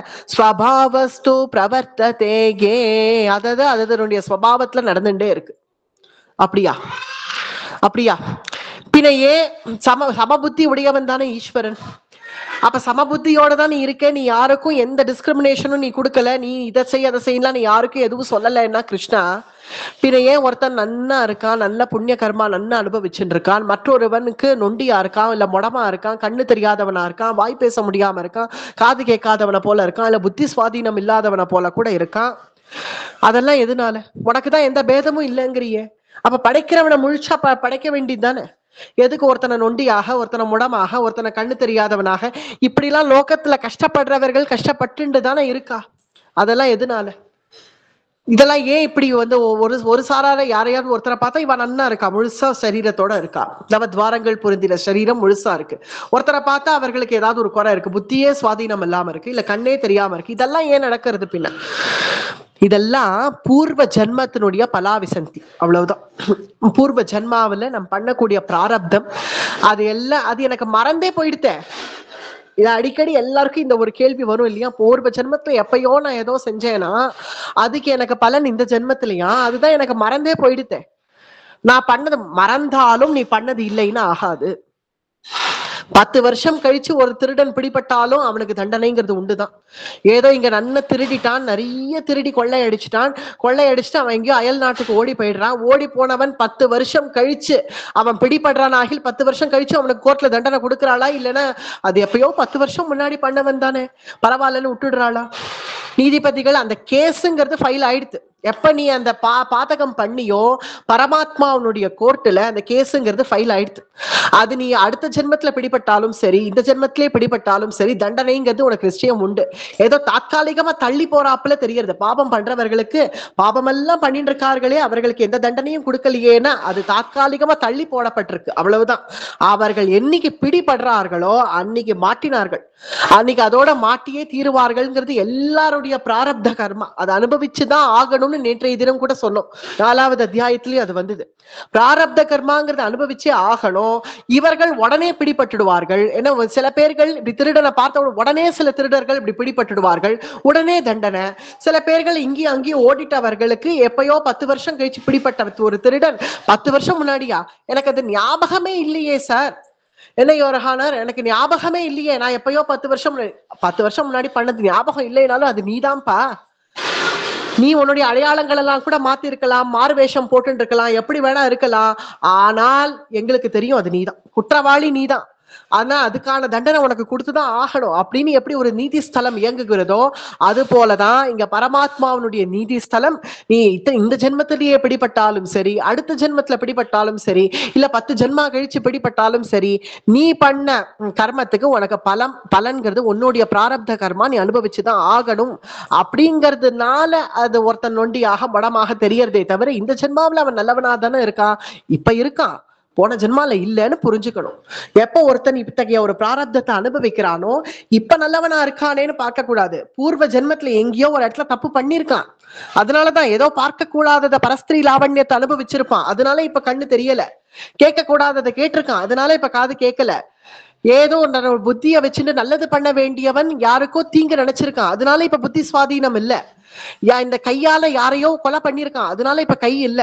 இந்த காலால யாரையோ போட்டு உதைச்சிருக்கான், அதனால இப்ப கால் நொண்டியா போயிருக்கு. இதெல்லாம் இத பார்த்தா பூர்வ ஜென்மால அவன் பண்ண பிராரப்தம் நம்ம புரிஞ்சுக்கணுமே தவிர நல்லவனா இருக்கானே இவனை போய் பெருமாள் இப்படி பண்ணிருக்காரே அப்படின்னு நினைக்கிறது அஜ்ஞானம். அப்படி நினைக்க கூடாது. ஏன்னா பகவான் என்னைக்கும் நமக்கு கெட்டது செய் அப்படின்னு சொல்லல. இது அடுத்த ஸ்லோகத்துல இது வருது. நாதத்தே கஸ்ய சித்பாபம் நைவ சுக்ருதம் விபுஹோ அஜ்ஞானே நாவ்ருதம் ஞானோ கோஹோ தேன முஹ்யந்தி ஜந்தவஹாக. அப்படி நினைச்சிட்டான் அவனுக்கு அஜ்ஞானம். எல்லாமே பெருமாள் தான் எனக்கு கொடுத்துட்டான்னு நினைச்சிட்டா திருதராஷ்டிரன் தான். ஏன்னா எனக்கு நல்ல புத்தியும் கொடுத்தது பெருமாள் தான், கெட்ட புத்தி எனக்கு கொடுத்திருக்கிறதும் பகவான் தாங்கிறான் திருதராஷ்டிரன். துரியோதனனும் அப்படித்தான் சொல்றான். ஏன்னா அக்ரூரர் வரைச்சு என்ன சொல்றான் திருத்தராஷ்டிரன், எனக்கு கெட்ட புத்தியை கொடுத்ததும் கிருஷ்ணன் தாங்கிறான். கிடையாது, அப்படி கிடையாது. அது இது நம்ம ஒரு உதாரணம் ஏற்கனவே சொல்லியிருந்தோம். அதே உதாரணம் தான். ஒரு வெளிச்சம் இருக்கு, இந்த வெளிச்சத்துக்கு கீழே ஒருத்தர் உட்காந்து மகாபாரதமோ பகவத்கீதையோ படிக்கிறா, ஒருத்தர் உட்காந்து சூதாடுறா. இந்த வெளிச்சம், இந்த டியூப்லைட் வந்து நம்ம கிட்ட சொல்றதா, நீ சூதாடுன்னு சொல்லல, நீ மகாபாரதம் படின்னு சொல்லல. ஆனா மகாபாரதம் பாகவதம் படிச்சவனுக்கு கையில சம்பாவனை கிடைக்கிறது, சூதாடினவனுக்கு இருந்த சொத்தும் போறது. அதுக்கு உடனே இந்த அயோக்கிய பையன், இந்த லைட் பத்தியா என்ன சூதாட வச்சது அப்படின்னு ஒருத்தன் திட்டினானாகில் அவன் அஜ்ஞானேனாவ்ருதம் ஞானம், அவன் அஜ்ஞானின்னு அர்த்தம். ஏன்னா அங்க வெளிச்சத்தை கொடுக்கறது, அங்க பரமாத்ம ஸ்வரூபம் அப்படிங்கிறது, அந்த லைட் வெறும் வெளிச்சத்தை கொடுக்கறது. அதுக்கு கீழே உட்காந்து என்ன வேணா பண்ணலாம்ங்கிறது உன்னுடைய சுதந்திரம், அது உன்னுடைய புத்தி. ஆனா இந்த மகாபாரதம் படிச்சு பகவத்கீதை படிச்சவனுக்கு ஒரு சம்பாவனை கிடைச்ச உடனே, லைட்டே ரொம்ப சந்தோஷம், எனக்கு நீ நல்ல வெளிச்சத்தை கொடுத்து எனக்கு மகாபாரதம் படிக்க வச்சி அப்படின்னு யாரும் சொல்ல மாட்டான். ஏன்னா அது நம் புத்தியால வருது அப்படிங்கிறது. இந்த வெளிச்சத்தை கொடுக்கறது பரமாத்ம ஸ்வரூபமே தவிர அதை எப்படி உபயோகம் பண்ணணுங்கிறது நம்முடைய சிந்தனையில இருக்கணும். ஏன்னா ஒரு டிரைவர் ட்ரெயின் ஓட்டின்னு இருக்கான். அப்படி ட்ரெயின் ஓட்டின்னு இருக்கிறச்சே உள்ள இருக்கிறவர்களுக்கு இங்க ஃபுட்போர்ட்ல நிக்காத, ஃபுட்போர்ட்ல நின்னா ஆபத்து அப்படின்னு அங்க போர்டு போட்டிருக்கு. ஆனாலும் நான் அட்டம் பண்ணிட்டு நான் போய் ஃபுட்போர்ட்ல நிக்கிறேன். நின்ன உடனே ஒரு ஸ்தம்பம் வந்து ஒரு தாக்கிட்டு மடேர்னு கீழே விழுந்தான். அயோக்கிய பையன் இந்த டிரைவர், எப்படி ஓட்டுறான் பத்தியா, ஓட்ட தெரியல அப்படின்னு சொல்றவன் முட்டாள். அஜ்ஞானேனாவ்ருதம் ஞானம். நாங்க போர்டு போட்டிருக்கா இல்லையா அபாயம்னு, அப்படி இருந்து நீ அங்க நின்று விழுந்தேன்னா அதுக்கு யாரு காரணம்? ஓட்டிண்டு போறதுதான் நமக்கு பரமாத்மா, ஓட்டிண்டு போறது நமக்கு கிருஷ்ணன். ஆனா உள்ள அங்கங்க அந்த ஆபத்துங்கிற போர்டு எங்க இருக்குன்னா சாஸ்திரங்கள்ல வந்து தீயது செய்யாதே, திருடாதே, கொலை செய்யாதே, பரஸ்திரீ சங்கமம் செய்யாதே, மதுபானம் செய்யாதே, ஆபத்து அப்படின்னு அங்கங்க சாஸ்திரங்கள் நமக்கு போர்டு போட்டிருக்கு. அதெல்லாம் பார்த்தோம் நம்ம, இல்ல அட்டம் பண்ணிட்டு இப்படிதான் செய்வேன் அப்படின்னு போய் நின்னு அப்புறம் நீயே கீழே விழுந்து நொண்டியார மொடமான பிறகு எல்லாம் இந்த ஈஸ்வரன் அப்படின்னு பரமாத்மாவை திட்டி பிரயோஜனம் இல்லை. அஜ்ஞானேனாவ்ருதம் ஞானம் தேன முஹ்யந்தி ஜந்தவஹாகா. அடுத்தது 16வது, ஞானேன து ததஜ்ஞானம் ஏஷாம் நாசிதமாத்மனஹ தேஷாம் ஆதித்ய வஜ்ஞானமோ பிரகாஷயதி தத்பரோ. ஏன் பகவான் நம்மள போய் மூடனாகவோ இல்ல முடமாகவோ படைக்க போறானா? சமபுத்தி உடையவன் பகவான் அப்படிங்கிற ஞானம், அதை நம்ம சம்பாதிச்சுக்கணும். ஞானேன து ததஜ்ஞானம். அந்த அஜ்ஞானமாகிய அந்த இருள் தான் நம்முடைய ஞானத்தை வந்து நமக்கு முடக்கிறது. இப்ப இந்த ஒரு உதாரணம் சொன்னதுல இருந்தே நமக்கு புரியறது இல்லையா? அங்கங்க நம்ம சாஸ்திரங்கள்ல அபாயம்னு போட்டிருக்கு நமக்கு போர்டு. போட்டுமே நம்ம அதை பின்பற்றாம என் இஷ்டத்துக்கு தான் தோன்றித்தனமாக இருப்பேன் அப்படின்னு போய் நம்ம விழுந்துட்டு அதுக்கு பகவான் தான் காரணம் அப்படின்னு சொல்றது ஒரு அஜ்ஞானியினுடைய நிலை. அது ஆனா பகவான் நமக்கு சாட்சி மாத்திரமாக இருக்கான், அவன் நமக்கு எந்த விதத்திலயும் நம்மள பிரேரணை பண்ணல அப்படிங்கிற ஞானத்தை நம்ம மறைச்சுக்கிறோம். ஞானேன து அஜ்ஞானம். அந்த அஜ்ஞானமாகிய இருள் அந்த ஞானத்தை மறைக்கிறது. பகவான் நிகிரகம் பண்ணினாலும் சரி அது அனுகிரகமே, நம்ம பகவான் தண்டிச்சாலும் சரி அதுவும் நமக்கு அனுகிரகமே அப்படிங்கறதான் கர்மயோகிகள் நினைப்பார்கள். கர்ம பலன்கள் அப்படின்னு கூட நினைக்க மாட்டார்கள். பகவான் அடிச்சாலும் சரி ஒரு தாயார் தகப்பனார் அடிக்கிறது போலதான். ஒரு குழந்தைய போட்டு ஒரு அம்மாவோ அப்பாவோ அவர் அடிச்சா கூட, ஏன் இப்படி பாடா படுத்துற, ஏன் இப்படி தப்பு பண்ற அப்படின்னு போய் படார்னு அடிச்சா கூட அது மறுபடியும் அம்மா அப்பா அப்படின்னு தான் போய் கட்டிக்கும். அது போலதான் கர்மயோகிகள் ஏதாவது சில துக்கங்கள் வந்தாலும் பகவான் நம்மள அடிச்சாலுமே போய் மறுபடியும் கிருஷ்ணா அப்படின்னு போய் அவன் திருவடியை தான் கட்டிப்பார்களே தவிர, இப்படி பண்ணிட்டியே கிருஷ்ணா, உன்னதானே நம்பி இருந்தேன், உனக்கு கண்ணே இல்லையா காதே இல்லையா அப்படின்னு பெருமாள்கிட்ட போய் கூட சொல்றவர்கள் இருக்கா. கண்ணே இல்லையா காதே இல்லையான்னு போய் கேட்டா பகவான் சிரிச்சுப்பான்.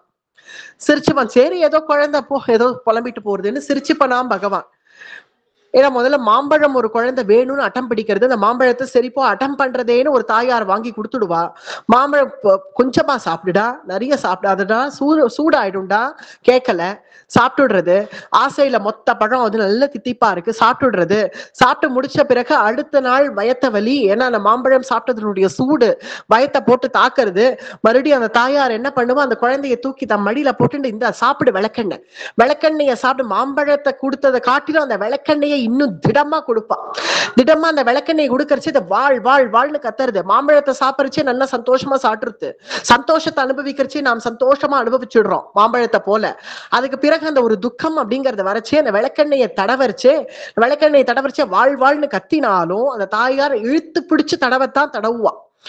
ஏன்னா அதுக்கு காரணம் அந்த மாம்பழத்தை கொடுத்ததை காட்டிலும் அனுகிரகம் இப்ப இந்த விளக்கெண்ணெயை கொடுக்கறது. அது போலதான் நமக்கு துக்கம் வந்தாலும் சுகம் கொடுக்கறத காட்டிலும் துக்கம் கொடுக்கறதுங்கிறது நமக்கு இன்னும் அனுகிரகம் அப்படின்னு கர்மயோகிகள் நினைப்பா. ஏன் நமக்கு துக்கம் எதனால வருது? பீஷ்மாச்சாரியால் சொல்றது போல சரதல்பத்துல இருக்கிறச்சே பீஷ்மாச்சாரியால் இன்னும் எவ்வளவு வலி எனக்கு இருக்கோ, இன்னும் எவ்வளவு பிராரப்தம் இருக்கோ, இன்னும் எவ்வளவு வியாதி இருக்கோ, எவ்வளவு மூப்பு இருக்கோ, எல்லாத்தையும் எனக்கு கொடுத்துடு கிருஷ்ணா, என்னுடைய பிராரப்தத்தை முடிச்சுடு இப்போ, ஏன்னா அடைய வேண்டியது ஒண்ணு அப்படின்னு பீஷ்மாச்சாரியால் சொல்றாரு இல்லையா. அது போலதான் துக்கம் வந்தா கூட கர்ம யோகிகள் சந்தோஷம்னே அதை நினைப்பார்கள். ஏன்னா பகவான் நமக்கு விளக்கெண்ணெய் தடவறான், வேற ஒண்ணுமே இல்லை. விளக்கெண்ணெய் தடவி நம் பிராரப்தத்தை முடிக்கிறான், இந்த ஜென்மாவோட நம் பிராரப்தத்தை முடிக்கிறான் அப்படிங்கிற ஞானத்தோட இருக்கிறவர்களுக்கு இந்த பரமாத்ம ஸ்வரூபம்ங்கிறது புரிஞ்சிடும். ஞானேன து ததஜ்ஞானம் ஏஷாம் நாஷிதமாத்மனஹ தேஷாம் ஆதித்ய ஞானம் கோ பிரகாஷயதி தத்பரம். அந்த ஞானமாகி அந்த பிரகாசத்தை நாம் பார்த்து வெளியில கொண்டு வரணும். அதை நம்ம கொண்டு வராம நம்ம ஏதோ மறுபடியும் இந்த அஜ்ஞானத்துல போய் விழறதுனால பகவானுடைய அந்த நிகிரகத்துல உண்டான அந்த காருண்யத்தை நம்ம பார்க்க மறுக்கிறோம். அடுத்த 17வது ஸ்லோகம். தத்புத்தயஸ்ததாத்மானஹ தன்னிஷ்டாஹ தத்பராயணஹ கச்சந்த்ய புனராவ்ருத்திம் ஞான நிர்தூத கல்மஷாக. அத்தகைய ஞானத்தாலே ஏக புத்தியோட இருக்க வேணும். அத்தகைய ஞானம் வந்ததாகிய கர்மயோகி ஏக புத்தியோட இருப்பான். கொஞ்சம் கூட அஜ்ஞானத்துக்கு இடம் கொடுக்கவே மாட்டான். ஏன்னா அஜ்ஞானம் வந்துடுத்துனாலே நம்மளுடைய கண்ணியம் போயிடுத்துன்னு அர்த்தம். ஒருத்தனை பார்த்து நம்ம முட்டாள் அப்படின்னு இப்ப சொல்லிட முடியறதா? பிறகுற காலத்துல கேஸ் போட்டுருவான். முட்டாள்னு ஒருத்தனை பார்த்து சொல்லிட முடியுமா? சொல்ல முடியாது. ஏன்னா அந்த முட்டாள்னு சொல்லக்கூடாது, நம்ம கண்ணியம் போறது அப்படின்னு நினைக்கிறோம் இல்லையா. அதைய கண்ணியம் போறது முட்டாள்னு சொல்லிட்டதுனாலேயே கண்ணியம் போயிடுறது அப்படின்னு நம்ம நினைக்கிறோம். அதனால முட்டாள்னு யாரும் நம்மள சொல்லிடக்கூடாதுன்னு நம்ம எதிர்பார்க்கிறோம். ஆனா முட்டாள்தனம் போக மாட்டேங்கிறது. யாரும் நம்மள கை காமிச்சு முட்டாள்னு சொல்லிடக்கூடாதுன்னு மட்டும் நம்ம நினைக்கிறோம். ஆனா நம்ம முட்டாள்தனம்ங்கிறது போக மாட்டேங்கிறது இல்லையா. அதுதான் அந்த அஜ்ஞானம் அப்படிங்கிற அந்த ஒரு அஜ்ஞானமாகி அந்த இருள்ங்கிறது நீங்க மாட்டேங்கிறது. ஆனா நம்மள யாரும் நீ ஒரு அஜ்ஞானி அப்படின்னு நம்மள யாரும் சொல்லிடக்கூடாதுன்னு மட்டும் நம்ம எதிர்பார்க்கிறோம். அதனால அந்த அஜ்ஞானமாகிய இருளை நாமே கொஞ்சம் முயற்சி பண்ணி விளக்கினால் ஒழி அது போகாது. கச்சத்ய புனராவிருத்திம் ஞான நிர்தூத கல்மஷாக. அந்த ஞானத்தை நம்ம தான் எழுப்ப வேணும். நம்மளால எழுப்ப முடியலங்கிறது நமக்கு நிச்சயமா தெரியறது. அதுக்குதான் நம் சம்பிரதாயம் ஆச்சாரியன நாடு. ஆச்சாரியனை நாடிட்டா உனக்கான இந்த சாதனைகள் கர்மயோகம், தியான யோகம், ஞான யோகம் எல்லாம் அவர் பண்ணிடுவார். பண்ணி முடிச்சுட்டு அதுக்கான பலாபிசந்தியை உனக்கு கொடுத்துருவார். அனுகிரகம். அந்த அனுகிரகம்ங்கிறது அந்த ஆச்சாரிய சமாஷ்டேனத்தினாலேயே நமக்கு வந்துடுறது போல இங்க அந்த அஜ்ஞானத்தை நம்ம விலக்கி அந்த ஞானத்தை நம் தான் எழுப்ப வேணும். அது நம்ம உடம்பு நம்ம சரீரத்துக்குள்ளேயே இருக்கு. அதாவது நம்ம உன்னதமான சித்தி அந்த ஆத்மாங்கிற இந்த ஒரு சித்து அப்படிங்கிறது உள்ள இருக்கு அப்படிங்கிறத நாம் உணர்றது இல்லை. அது உணர்றது இல்லாததுனால நம்ம மறுபடியும் இந்த அஜ்ஞானத்திலேயே போய் உழல்றோம். அடுத்தது 18வது ஸ்லோகம். வித்யா வினிய சம்பன்னே பிராமணே கவிஹஸ்தினீகி சுனி சைவ ஸ்வபாகே ஜ பண்டிதாஹ சமதர்ஷினஹ. சமதர்ஷி சமத்துவம். மறுபடியும் பகவத்கீதையில சமத்துவம்ங்கிறது வருது. சமதர்ஷினஹா பண்டிதாக சமதர்ஷினஹா. பண்டிதர்கள் எப்போது சமதர்ஷிகளாக இருப்பார்கள், எந்த பேதமும் பார்க்க மாட்டார்கள். வித்யா வினய சம்பன்னே, ரொம்ப வினயமா இருப்பார்கள். அவர்கள் பிராமணர்கள் சதுர்த்தர்கள் அப்படிங்கிற வித்தியாசம் கூட பார்க்க மாட்டார்கள். பிராமணே கவிஹஸ்தினீகி, ஏழை பணக்காரன் இல்ல அழகுடையவன் அழகில்லாதவன் எந்த பேதமும் பார்க்காம சுனி செய்வ ஸ்வபாகேச பண்டிதாக சமதர்ஷினா. பண்டிதர்கள் அத்தகைய சமதர்ஷிகளாக அப்படி இருந்துட முடியுமா? யாராவது அப்படி இருந்திருக்கார்களா அப்படின்னு பார்த்தா நம்ம புராணங்கள்ல எடுத்து பார்த்தா ஏகப்பட்ட பேர்கள் அப்படி இருந்திருக்கார்கள். இல்லாம யாரும் இல்லை. அவர்கள் எந்த பேதமும் பார்க்காம வந்திருக்கிறது இவா அவா. ஒரு பிராணிகள் இடத்துல கூட நம் பேதம் பார்க்க கூடாது, ஒரு எறும்பு கிட்ட கூட மதிப்போட நடந்துக்கணும்னு பரமேஸ்வரன் தக்ஷ யஜ்ஞத்துல சொல்றான், பாகவதத்துல வருது. அப்படி இருக்க பரமேஸ்வரர் ஒரு எறும்புக்கு கூட நம் பார்க்க கூடாது, அவர்களிடத்துல கூட நம் கருணை காட்டணும் அப்படின்னு சொல்லுவாராகில் அப்ப ஒரு மனிதர்களுக்குள்ளே நம் பேதம் பார்க்கலாமா? அதனால வித்யா வினய சம்பன்னே பிராமணே கவிஹஸ்தினி, அத்தகைய பண்டிதர்கள் வினயமாக இருப்பார்கள், யார் வந்தாலும் வினயமாக இருப்பார்கள். ஏன்னா அவர்களுடைய கண்ணியத்தை அவர்கள் காப்பாத்திப்பார்கள். ஏகப்பட்ட பேதங்கள் இருக்கு, ஆனால் அந்த பேதங்கள் எல்லாம் தாண்டிலும், ஏன்னா இப்போ ஒரு பூமின்னு எடுத்துட்டாலே இது இந்தியா, இது ஆஸ்திரேலியா, இது நியூசிலாந்து, இது அமெரிக்கா, அத்தகைய பேதங்கள். அதுவும் பாரத தேசம்னு எடுத்துட்டோம்னா இது தமிழ்நாடு, இது கர்நாடகம், இது கேரளம், இது உத்தரப்பிரதேசம், அது மத்திய பிரதேசம், அது சண்டிகர், அது சத்தீஸ்கர், இப்படி ஏகப்பட்ட பேதங்கள். அது மட்டிலும் போராதுன்னு நம் சமூகமா பேதங்கள், மத ரீதியான பேதங்கள், மத ரீதியான சண்டைகள், ஜாதி ரீதியான சண்டைகள், எத்தனை பேதம், எத்தனை நாமம், இது எல்லாத்தையும் தாண்டிலும் எல்லா மதத்தினரும் அல்லது எல்லா விதமான நூல்களும் கிரந்தங்களும் நமக்கு சொல்லக்கூடியது ஒன்னே ஒண்ணுதான், பரமார்த்த ஸ்வரூபம். ஒரே ஒருவன் தான், அவன் ஒருவன் தான்ங்கிறது நிச்சயம். அது நம்முடைய கிருஷ்ணன்கிறது தான் நாம் தெரிஞ்சுக்க வேண்டியது. அதனால அத்தகைய சமபுத்தி உடையவர்கள் இவர்கள் எதை பின்பற்றி வேணாலும் போகட்டமே, ஆனால் வைகுண்டம் புகுவது மன்னவர் விதியே. அதை நம்புறவர்கள் சமதரிசிகளாக தான் இருப்பார்கள். பண்டிதாக சமதரிசினகாக. 19வது இகைவ 19வது ஸ்லோகம். இகைவ தைர்ஜிதஹ சர்கோ ஏஷாம் சாம்யே ஸ்திதம் மனஹ நிர்தோஷம் ஹி சமம் பிரம்ம தஸ்மாத் பிரம்மணி தே ஸ்திதஹ.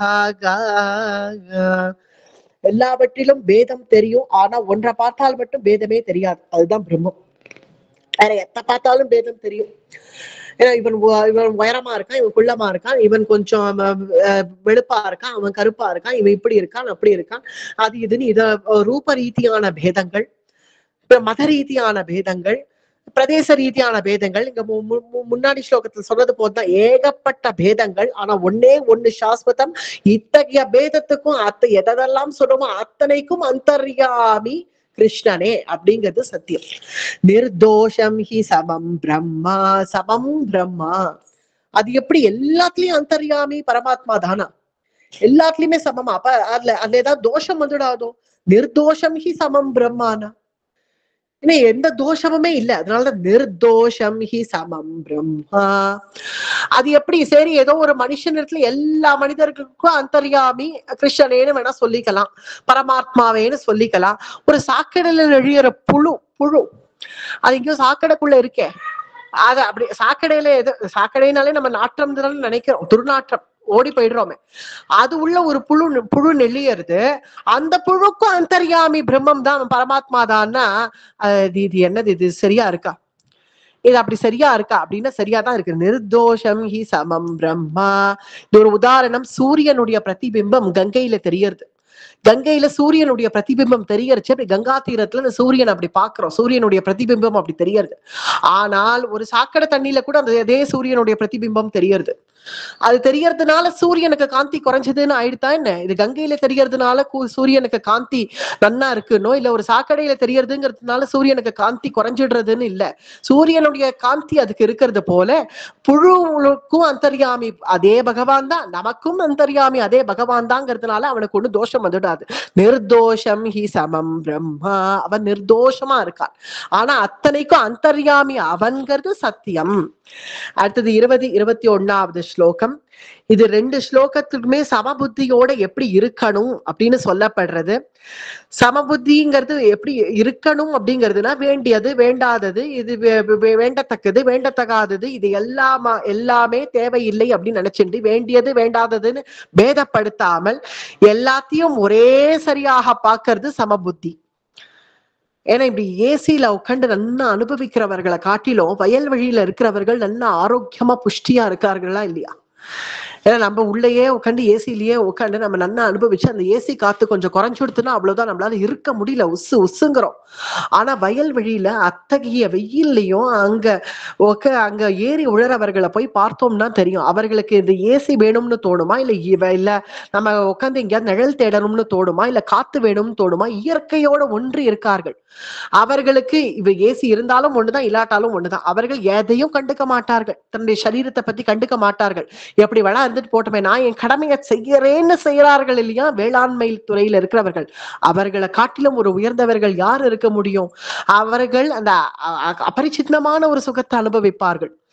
அத்தகைய தன் சரீரத்துக்கும் இதுக்கும் சம்பந்தமே இல்லை, நம் கடமையை செய்யணும்னு செய்யறார்கள் இல்லையா, அதுதான் சமத்துவம், சமபுத்திங்கிறது. அது நப்ரஹ்ஷ்யேத் பிரியம் பிராப்ய நோத்விஜேத் प्राप्य चात् प्रियं को स्थिर बुद्धिः सम्मूढो ब्रह्मविद् ब्रह्मणि स्थितः ஸ்திர புத்தி. இந்த ஸ்திர புத்திங்கிறது தான் அங்க முக்கியம்.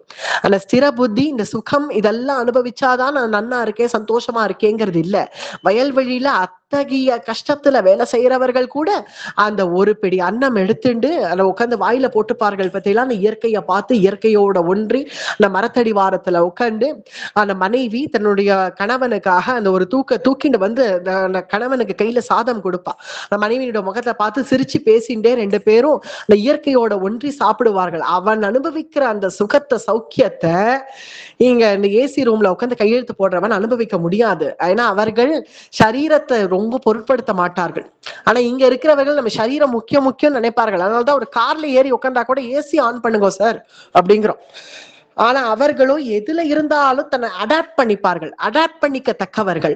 அத்தகையவர்களுக்கு இருக்கிற அந்த ஸ்திர புத்திங்கிறது அந்த இதுல வந்து அஞ்ஞானிகள் ஞானிகள் அப்படிங்க டிஃபரன்சியேஷனுக்காக இந்த எக்ஸாம்பிள் சொன்னேன். அத்தகையவர்கள் நல்ல ஞான நிலை அடைஞ்சவர்கள், ஸ்திர புத்தியோட அவர்கள் இருப்பார்கள். 20, 21 இந்த 2 ஸ்லோகமுமே இதுதான் சொல்றது. அடுத்தது 22வதுல இருந்து பார்ப்போம். 22 ஏஹி ஸ்பர்ஷஜாம் போகாம் துக்கயோர்னய ஏவ தேயே ஆத்யந்தவந்தஹ கௌந்தேயா ந தேஷு ரமதே புதஹ. இதெல்லாம் கேட்டுட்டு அர்ஜுனன் அப்படியே நிக்கிறான். ஏன்னா இவ்வளவு பேசுறான் இல்லையா பகவான். ஏன்னா அவன் என்ன சொன்னா, நான் இப்படியே போறேனே, சன்னியாசத்துக்கே போறேனே, அதுவும் ஒரே பாதை தான், எல்லாம் அடைய வேண்டியது ஒண்ணுதான்னு சொல்லிட்டு அங்கே போறேனேன்னு சொன்னவனுக்கு இவ்வளவு கர்மயோக உபதேசம் பண்ண உடனே அப்படியே நிக்கிறான். அப்படியே வெச்ச கண் வாங்காம கண்ணனையே பார்த்து நிக்கிறான். அதனால அவனை கௌந்தேயா கேக்குறியா அப்படின்னு கேட்டுன்னு இருக்கேன் அப்படிங்கிறதுனால அங்கங்க அர்ஜுனான்னு கூப்பிட்டு சொல்றான். ஏன்னா அவன் கேட்கறானான்னு பாக்கணுங்கிறதுக்காக. ஆத்யந்தவந்த கௌந்தேயா, கௌந்தேயா கேட்டுன்னு தானே இருக்க. அதனால எந்த சுகமும் நமக்கு நிரந்தரம்ங்கிறது கிடையாது, எல்லாமே தாத்காலிகம்.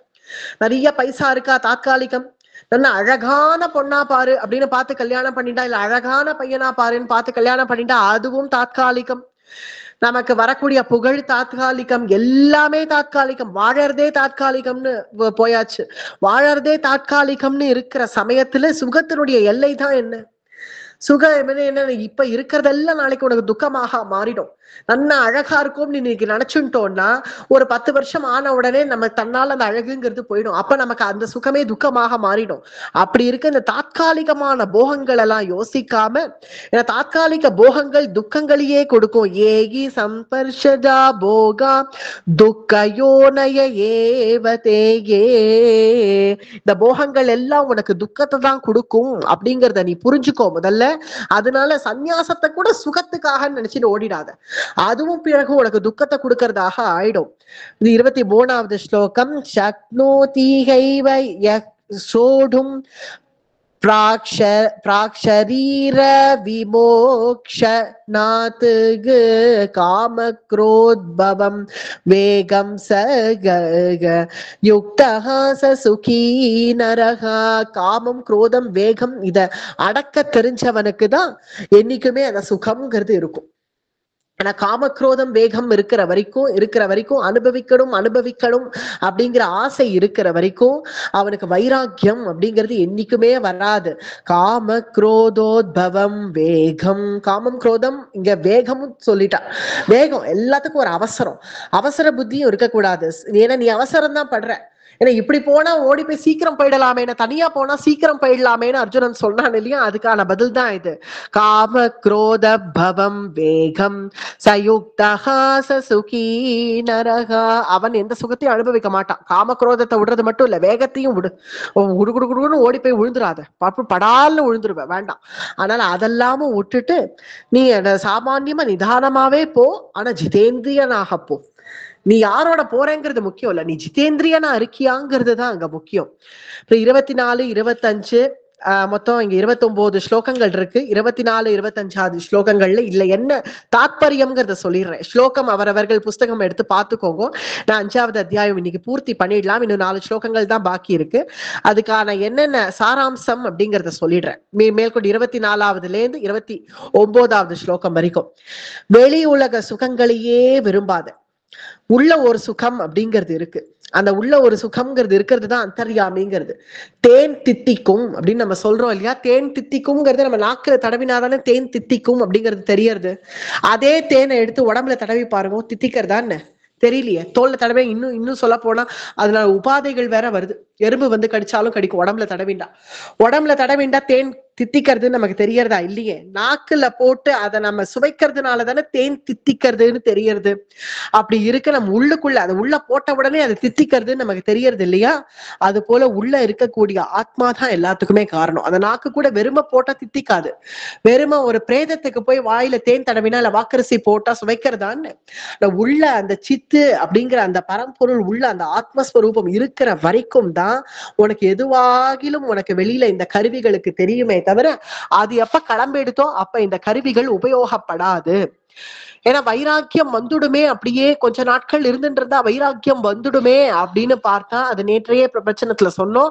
அது ஏதோ வயசானவர்களுக்கு வைராக்கியம் வந்தது போல பார்த்தா தெரியுமே தவிர அது அவர்களுடைய கருவிகள் உபயோகமாகாம போயிடுறது.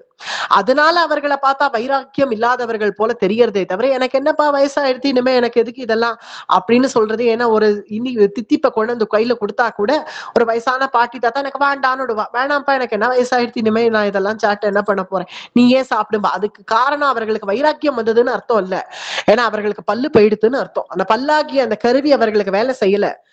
அதுல இல்ல உடம்புக்குள்ள ஏதோ ஒரு வியாதி சுகர்னு ஒண்ணு வந்து உட்கார்ந்து இருக்கு, அதனால அவர்கள் வேண்டாம்னு சொல்றார்களே தவிர கருவிகள் போனதுனால வேண்டாம்னு சொல்றார்களே தவிர ஆனா ஆசையாத்தான் இருக்கு, பார்த்தா அனுபவிக்க ஆசையாத்தான் இருக்கு, அது இல்லைன்னு சொல்ல முடியாது.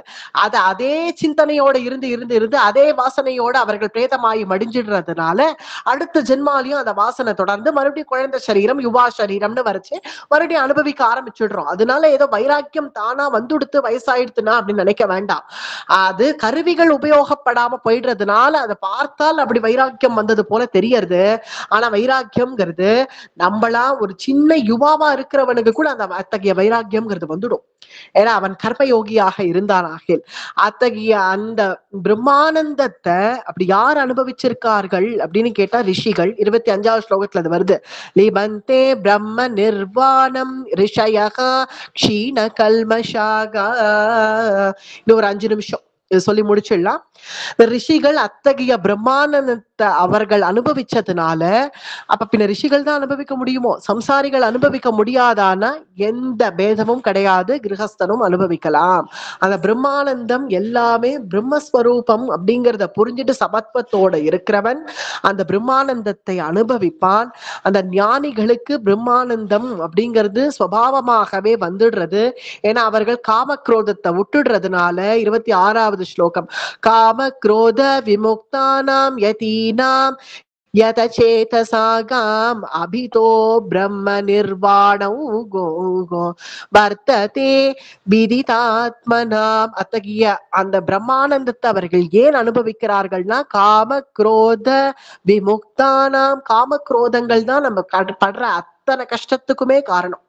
நாம இந்த காம குரோதங்களை மட்டும் நம்ம விட்டுட்டோமாகில் அந்த பிரம்மானந்தத்தை நம்ம அனுபவிச்சு அந்த பிரம்மானந்தத்திலேயே நம் லயமாகி நம்ம அந்த கிருஷ்ணனையே சென்று அடைவோம்ங்கிறது சத்தியமாக இருக்கிறதுனால அர்ஜுனா கர்ம யோகத்தையே தேர்ந்தெடு. என கர்ம யோகத்துல ஒருவேளை நீ தவறி நீ கீழே விழுந்தா கூட எழுந்துடலாம்ப்பா. ஏதோ நீ கர்மயோகம் நன்னாதான் பண்ணிட்டு இருந்தா, நல்ல கர்மயோகியா ஒருத்தன் இருக்கான், திடீர்னு அவனுக்கு மனசு ஏதோ சித்த புத்தி மாறிடுத்து, எங்கேயும் அங்கேயும் இங்கேயும் போனா, ஆனா திரும்ப வந்துட்டான் அஜாமிலனை போல. பாகவதத்துல அஜாமிலன் அப்படிங்கிறவன் அவன் நல்ல தர்மிஷ்டனாதான் இருந்தான். அப்புறம் நடுவுல எங்கேயோ மார்க்கம் தவறி போயிட்டான், என்னென்னத்தையோ பண்ணிட்டு பஞ்சமகா பாதகங்களையும் பண்ண ஆரம்பிச்சுட்டான்.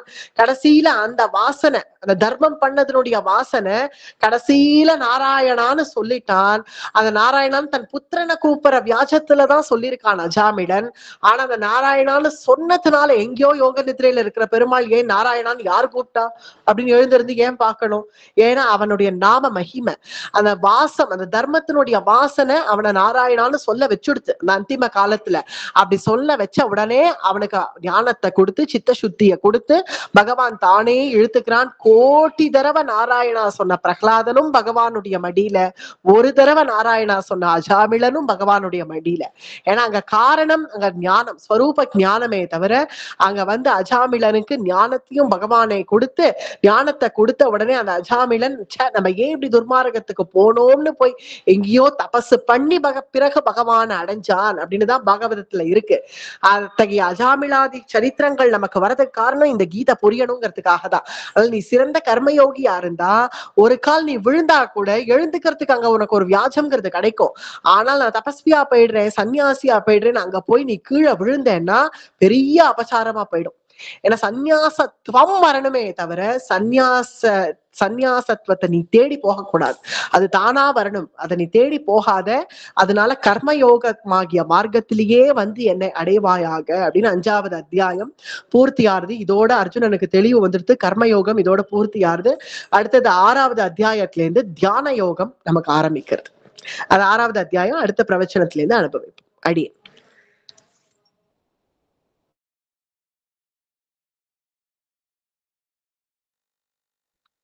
ரொம்ப